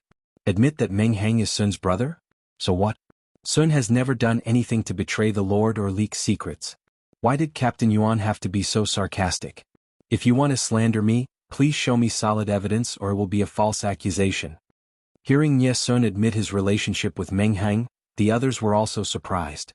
They had worked with Nie Sun for many years and had never heard that Nie Sun was Meng Heng's younger brother. If it was true, why did Nie Sun hide it? They were not the only brothers in different camps. It was not a big deal to make their relationship public. But Nie Sun chose to hide it, which would inevitably make people think too much. Yuan Xn was surprised that Nie Sun admitted it in public, but he would not let Nie Sun go because of this. Mr. Nie, whether there was a betrayal or not, this is not something Mr. Nie can deny easily. Yuan Xn sneered, Mr. Nie, if you didn't secretly collude with Meng Heng and know something in advance, why did you suggest the Lord to exchange Zhangzhou and Qinzhou? Nie Sun felt that this question was ridiculous. I'm not a saint. How can I plan everything? Who knew what the Nie family's envoy was thinking? When they came in a menacing manner, but when they left there were no signs. Yuan Xn sneered, it's useless to quibble. If you want to prove that you are trustworthy, please. Nie Sun was so angry at Yuan Xin's unreasonable pestering that the three corpses god exploded. If it weren't for his 20 years of self-control, he would have left. Out of the corner of his eye, he caught a glimpse of Huang Song, who was sitting in the seat of honor. His already terrible mood immediately sank into an icy cold pond. Since Yuan Xin's revolt, Huang Song as the Lord had not stopped Yuan Xin. What did this mean? This meant that Huang Song was suspicious of him and wanted to use Yuan Xin's mouth to ask for an explanation and at the same time to knock him down a peg. Wang Yin Vnya. He and the same. He said he said arrogantly, forget it. If Commandant Yuan doesn't believe me, then so be it. Sun is loyal to the Lord. I only need the Lord to believe me. As soon as he finished speaking, Huang Song, who was seated at the head of the table, interrupted him. He reprimanded Yuan Xin and fined him a month's pay. Other than that, he didn't do anything else. When Nie Sun saw this, the coldness expanded and spread, forcefully invading his limbs and brain. The Lord was suspicious. Huang Song said, a gentleman keeps his word. Since he promised to exchange with Lanting, he can't go back on his word. Yamoan, Qingyun will supervise this. We must do it safely. We can't let Lanting see us as a joke. Do you have any other opinions? Nie Sun and Qingjing stepped forward. Yes. Nie Sun was not in the mood to care about what they talked about after that. From the beginning to the end, he looked absent-minded. The meeting ended and everyone left. Nie Sun walked out of the tent. The slightly chilly wind blew against his cheeks, causing him to shiver and wake up with a start. Qingyun, let's talk in private. Qingjing's voice came from beside him. Nie Sun's face darkened. Yumo, you believe what Captain Yuan said? Qingjing said, of course not. I'm afraid you fell into Lu Shi's trap. Even if they were related by blood, how much affection could a pair of brothers who had never met have? Meng Heng often looked for Nie Sun. Although they only talked about personal matters and not official matters, the coincidences made people suspicious. Qingjing understood Jiang Pingji's treachery, so he trusted his own judgment. Nie Sun laughed bitterly. Whether it's a trap or not, the Lord is already suspicious. How can it be easily dispelled? The seed of suspicion had already taken root and sprouted. How could it be so easy to eliminate it? Yuan Xin was to be blamed. If he hadn't reported Huang Song again and again, Huang Song wouldn't have been suspicious. Nie Sun said, moreover, if Captain Yuan didn't stir up trouble, why would the Lord suspect me? If Meng Heng and Sun were instigated by Lu Shi, then it shouldn't be Lu Shi's idea for Captain Yuan to provoke and cause trouble again and again, right? The Lord. Nie Sun wanted to say that Huang Song wasn't strict with his subordinates and that he was biased against outsiders. However, the person in front of him was Qingjing, whom Huang Song relied on. He couldn't bring himself to say it. Captain Yuan went overboard, Qingjing said in a low voice. Qingjing said in a low voice, he has repeatedly slandered him, but the Lord has always been lenient towards him. This is truly biased. Qingjing believed that Huang Song stood firmly on Nie Sun's side from the beginning. If Huang Song had severely punished Yuan Xin at that time, scolded or demoted him, would Yuan Xin have had the guts to go around snitching? It was precisely because of Huang Song's indulgence that Yuan Xin's arrogance was boosted. Nie Sun sighed and there was some worry between his brows. I understand what you mean, Yumo. The Lord is the Lord and Captain Yuan is Captain Yuan. I won't abandon my duties for my personal reasons. Qingjing said all this to absolve Huang Song and dispel Nie Sun's resentment towards Huang Song. Qingyun is very understanding. The corners of Nie Sun's mouth twitched, but he didn't comment. Huang Song was so indulgent towards Yuan Xin. Other than being relatives, there was another reason. The Yuan family was Huang Song's main family. Most of the generals under him were from the Yuan family. As long as Yuan Xan didn't commit an unforgivable crime, Huang Song would deal with him lightly and wouldn't punish him heavily. On the contrary, Nie Sun's situation wasn't so optimistic. He had no foundation on Huang Song's side, and he didn't have many friends. His network was close to zero.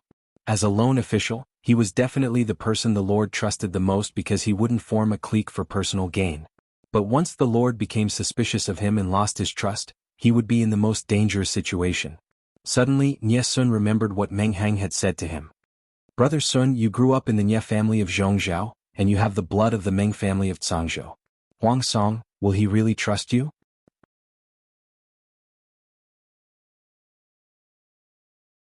Chapter 1101. Senior brother Cheng. Yang Si knew that there would be a tough battle to fight next, so he ate a good meal to boost his morale and went to the battlefield valiantly. The corners of Cheng Jing's mouth twitched slightly. He didn't know if he should accept Yang Si's attempt to get close to him. Nie Sun, who was at the side, looked at Cheng Jing in surprise. His eyes were clearly filled with question marks. When did Cheng Jing become Yang Si's senior brother? That's not right. Why are Lu Shi's men and Huang Song's men so inextricably linked? If they're not brothers, they're martial brothers or uncle and nephew. There must be poison. Cheng Jing's eyes darkened, and he readily agreed. Compared to Yang Si's enthusiastic attitude, Cheng Jing's reaction seemed a little cold. Yang Si was not angry. There was even a smile on his face. He was determined to use his hot face to stick to the cold buttocks of others. "I've often heard Mr. mention senior brother. It's been many years since we last met. Senior brother is indeed a dragon among men. I like you very much."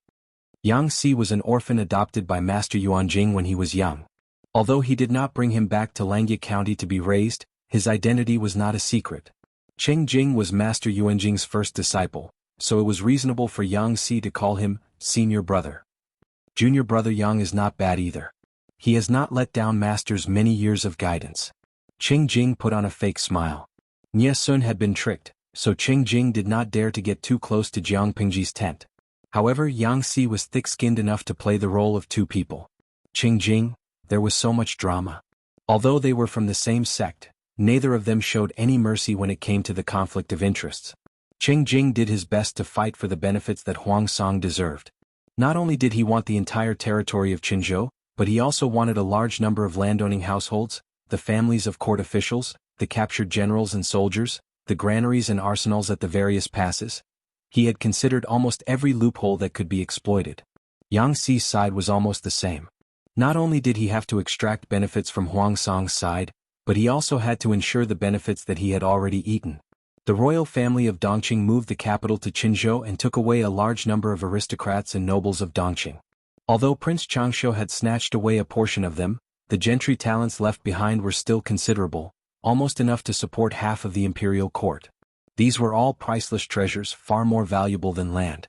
If it wasn't for the fact that Jiang Pingji was taking a different route, she wouldn't have given up this part of the profits. Landowning households, officials, their families, captured soldiers. These could all be cut off at the discretion of the situation, but the stored food and weapons were a little more sensitive. Yang Si wanted to falsify the numbers and secretly swallow a part of it. However, Qinzhou was occupied by Huang Song first, and he had detailed records of the accounts. As long as he checked the accounts, Cheng Jing would know how much Yang Si had falsely reported at a glance.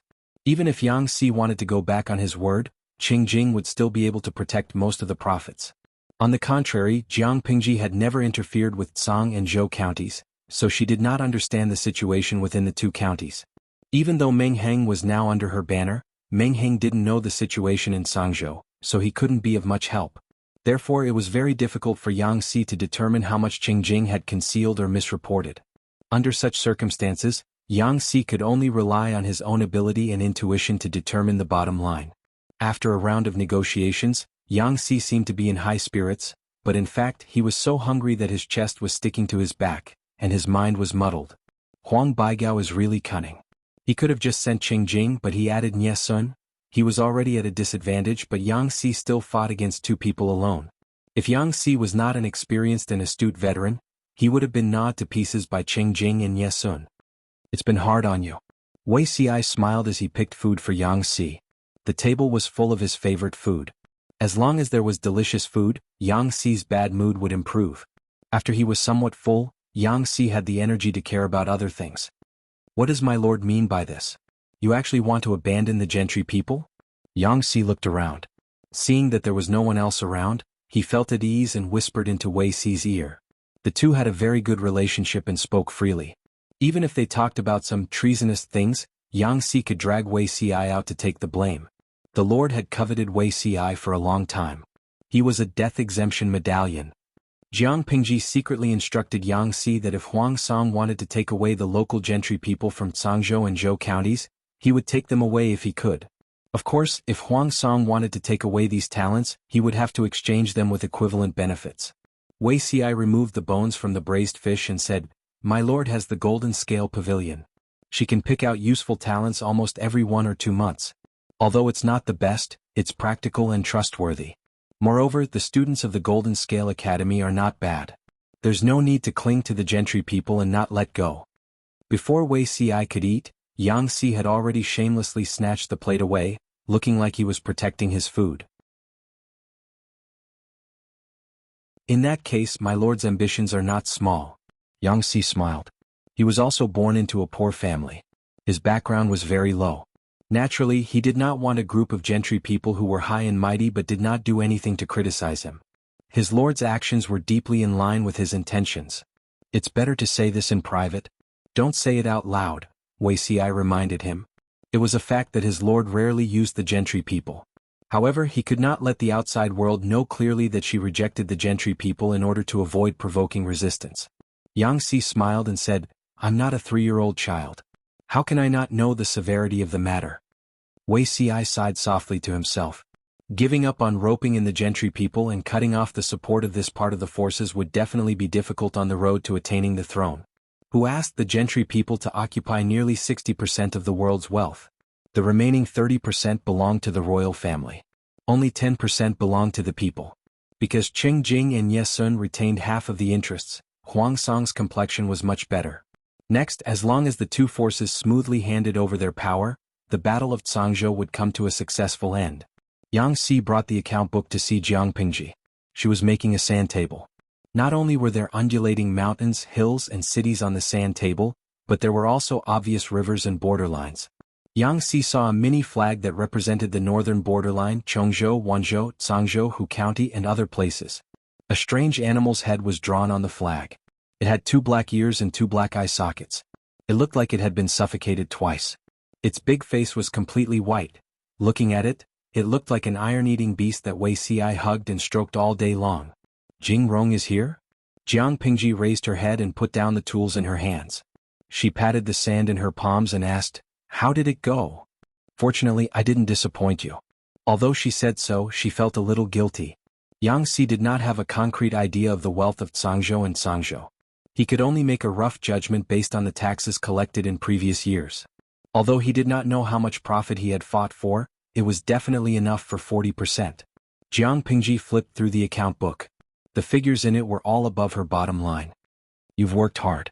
Jiang Pingji revealed a satisfied smile. Since he had done a good job, he naturally had to be rewarded. However, apart from delicacies, Jiang Pingji really did not know that Yang Si had any other hobbies. After thinking about it, she felt that it was better to reward him with delicacies. Apart from money, Jiang Pingji gave her mansion's chef to Yang Si. He could cook whatever he liked. If the ingredients were insufficient, he could ask her for reimbursement.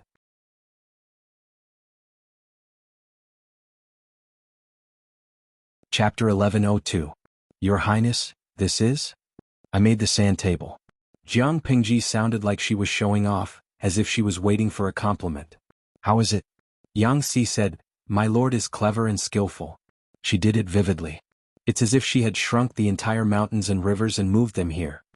Currently, the sand table was the simplest and crudest, but the one Jiang Pingji made was very exquisite and three-dimensional. The topography of the mountains could be seen clearly at a glance. Jiang Pingji accepted his compliment, and the smile on her lips deepened. But what's this little flag? Yang Si picked up the small flag that had fallen to the side. There was a big head of a black and white iron-eating beast drawn on it. After looking at it for a long time, he still felt that it looked very demonic. I plan to use it as a battle flag or clan emblem in the future. Jiang Pingji seemed to have slipped her tongue. She coughed awkwardly and abruptly changed the topic. Don't you think this flag is very recognizable? There are so many people with the surname Liu in the world. If one day a feudal lord with the same surname pops out and the two families face each other in battle, with the word Liu written on their banners, whoever has the ugliest handwriting will be embarrassed. Yang Si narrowed his eyes slightly. He did not care about what Jiang Pingji said in the second half of her sentence. He only cared about the first half. There was nothing wrong with using it as a war flag. My lord could use whatever pattern she liked, but this clan emblem. Changing the clan emblem was a huge matter for the clan.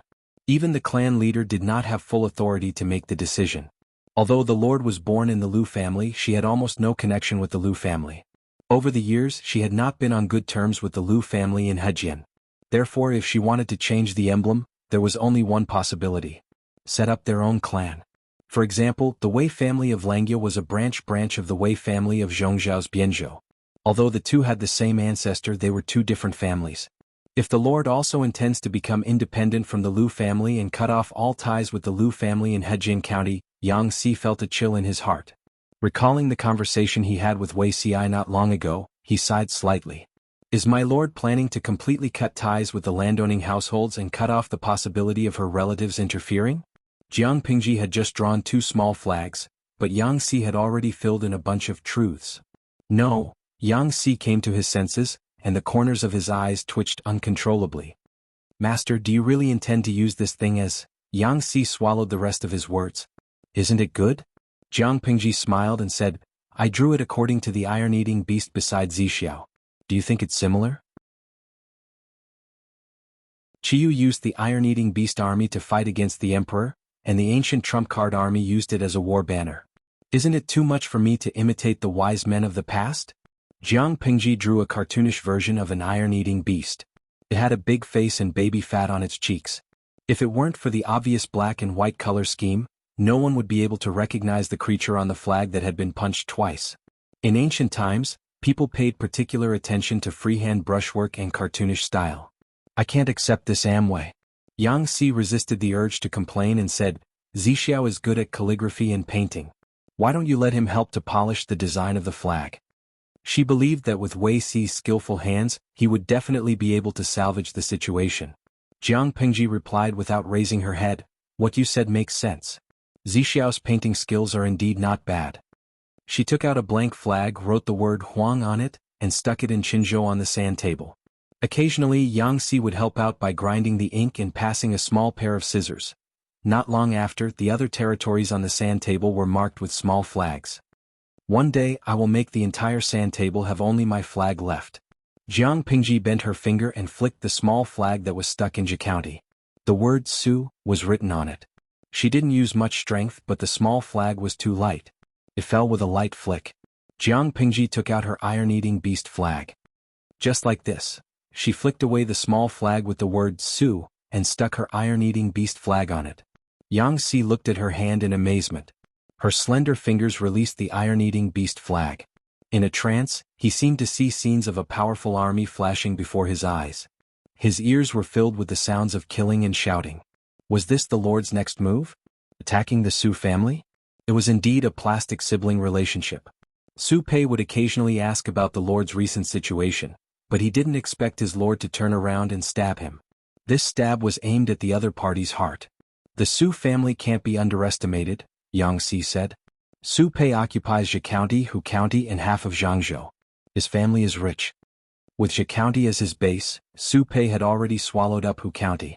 He even stabbed his neighbor Yang Tao in the dark and snatched half of Zhangzhou. If Yang Tao hadn't expanded his influence towards Nanxing, Yang Tao would definitely fight Su Pei to the death if Su Pei snatched half of Zhangzhou from him.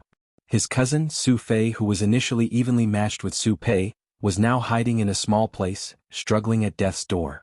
Yang Si and Su Pei had been dealing with each other for a few years, so he knew him well. It's precisely because of this that I chose him. Jiang Pingji smiled. I originally wanted to attack Bogeo, but the only conflict has been resolved. I can't find a reason to attack him now. Apart from that, if I attack him, the defense line at the borders will be under great pressure. It'll also give the hidden enemy a good opportunity to launch a sneak attack. The gains don't make up for the losses. It's better to let him go first. Yang Si nodded. Indeed. It's not good to attack Magistrate Huang now. Jiang Pingji said, Bogeo can't but Su Pei can. Yang Si asked, but, what's the reason? What did it mean to attack with a good reason? There must be a legitimate reason to attack. In Jiang Pingji's case, the word legitimate could be removed as long as there was a reason. In times of emergency, it was fine even if there wasn't a reason.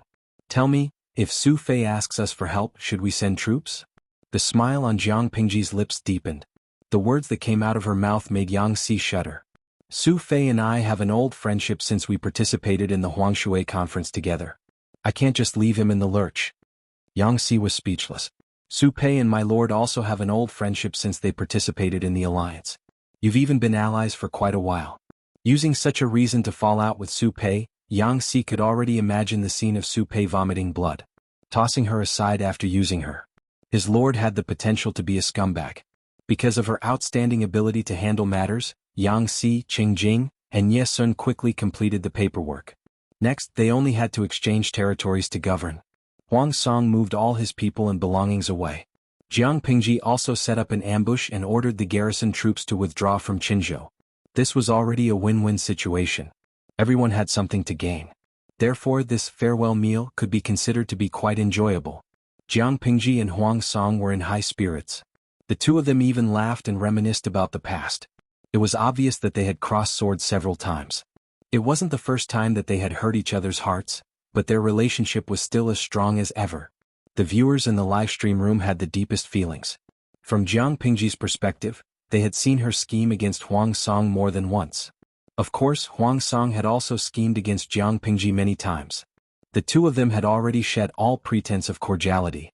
Now they could still pretend that nothing had happened and restore their strong relationship as sworn brothers. Hee. Their expressions changed as quickly as a tornado.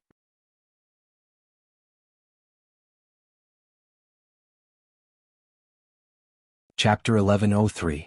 Ziyi's Crystal. Hee. After seeing the fake friendship between the host and Huang Song, I no longer believe in friendship. Liang, if a real-life friend stabbed me in the back, I would definitely break off the friendship. I really don't understand how the streamer and Huang Song can continue to be friends without any ill feelings. Perhaps this was why the host could handle the ancient times with ease, while the baby could only transmigrate once. Fantasy Purple Star Fall. Of course it's for benefits. Wuxia Nongying. Of course it's to maintain the connection so that I can stab you back next time.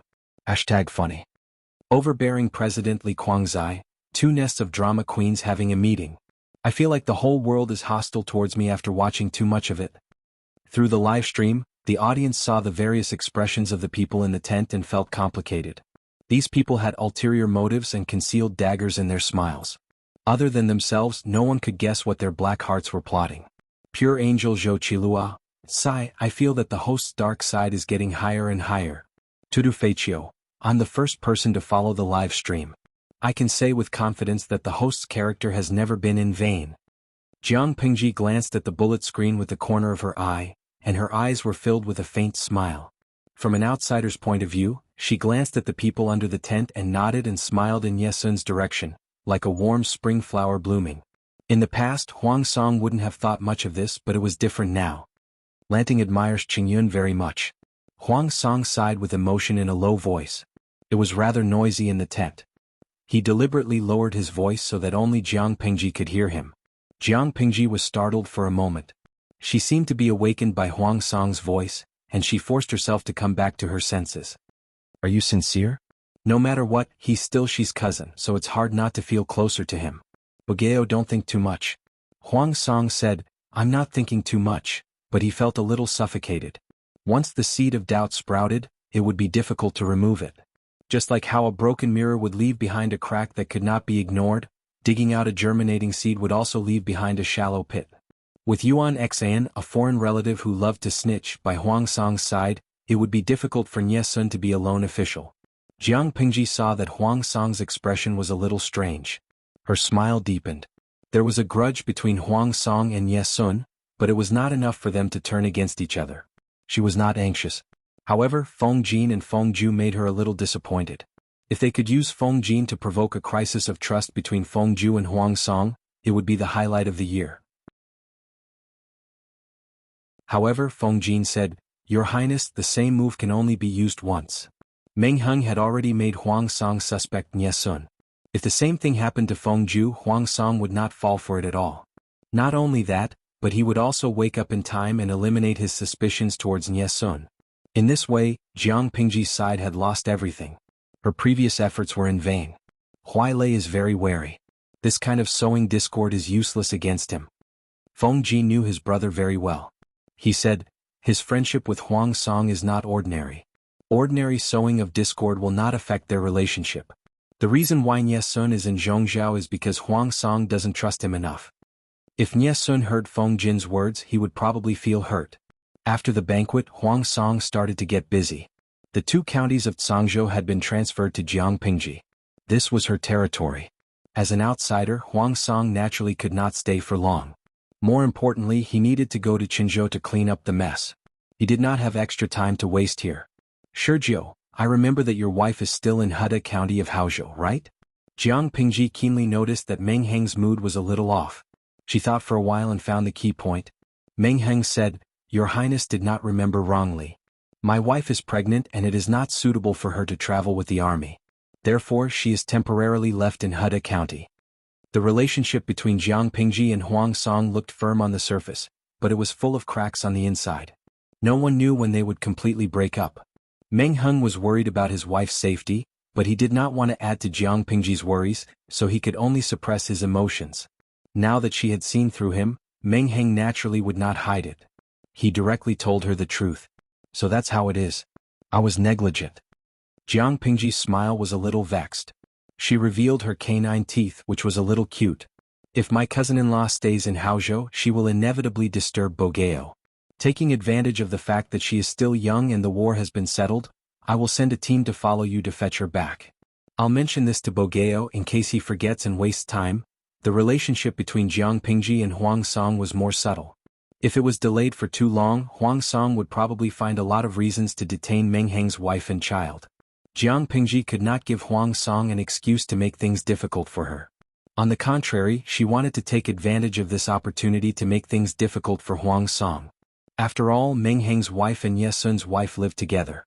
Meng Heng could not avoid Nye Sun when he picked up his wife. On the other end, Meng Heng heard Jiang Pingji's arrangements and breathed a long sigh of relief. Yes. The Meng family in Zhangzhou was destroyed. This led to another major reshuffle of the forces in Dongqing. Jiang Pingji's territory had gained another province. After experiencing the baptism of war and the disaster of the Meng family, Zhangzhou was in full swing. Jiang Pingji still had enough manpower on hand, so she did not borrow people from Wanzhou for the time being. Yang Si saw that the situation was not good, so he escaped. He still had a heavy responsibility to manage the evacuation of the garrison troops in Qinzhou. He was very busy. Before escaping, Yang Si also took Dian Yen with him in the spirit of brotherhood. The honest Dian Yen shed tears of gratitude. Ever since he learned to be cultured, he was used by his lord as a half-cultured person. Only God knew that he was only interested in military books and strategies. The 2 of them could find an excuse to slip away, but the others were not so lucky. It had become a habit to work overtime after every war. Before Huang Song left, he took with him almost all the aristocratic families in Zhangzhou and Zhangzhou counties. When the wealthy aristocratic families left, they naturally took with them most of the money, grain, and officials of all sizes. Zhangzhou was now poor. There were only countless starving people waiting for Jiang Pingji to feed them. She was the best at rebuilding after war. She had accumulated enough experience in the past, so it was not difficult to operate now. As long as they worked together to get through the most difficult half a year, Zhangzhou would return to a state of prosperity when they reclaimed wastelands and harvested the next year. Of course, the blueprint was beautiful. Behind the blueprint was the hard work of Feng Zhen, Wei Ci, Feng Jin, and the others day and night. The only way to relieve my worries is to stroke the cat. Feng Zhen stroked Wei Ci's pet when he had nothing to do. The pressure of working overtime was reduced. Fortunately, the cat was still young. If it was older, it would slap the unruly people who offended it with its paw. I heard that the envoy from the Yi family of Beiyuan was summoned back as soon as he arrived at Yumen Pass. Wei Ci held the brush with both hands and multitasked. He had to deal with 2 bamboo slips and endure Feng Zhen's noise at the same time. You're tuning in to the Han Li's Wuxia Chronicles YouTube channel. We're so grateful for your support, and don't forget to subscribe to join us on this incredible journey through captivating stories. Your generosity through donations truly makes a world of difference, as it's the primary source of revenue that allows me to expand and enhance this channel for you. Thank you from the bottom of my heart for being a part of this adventure.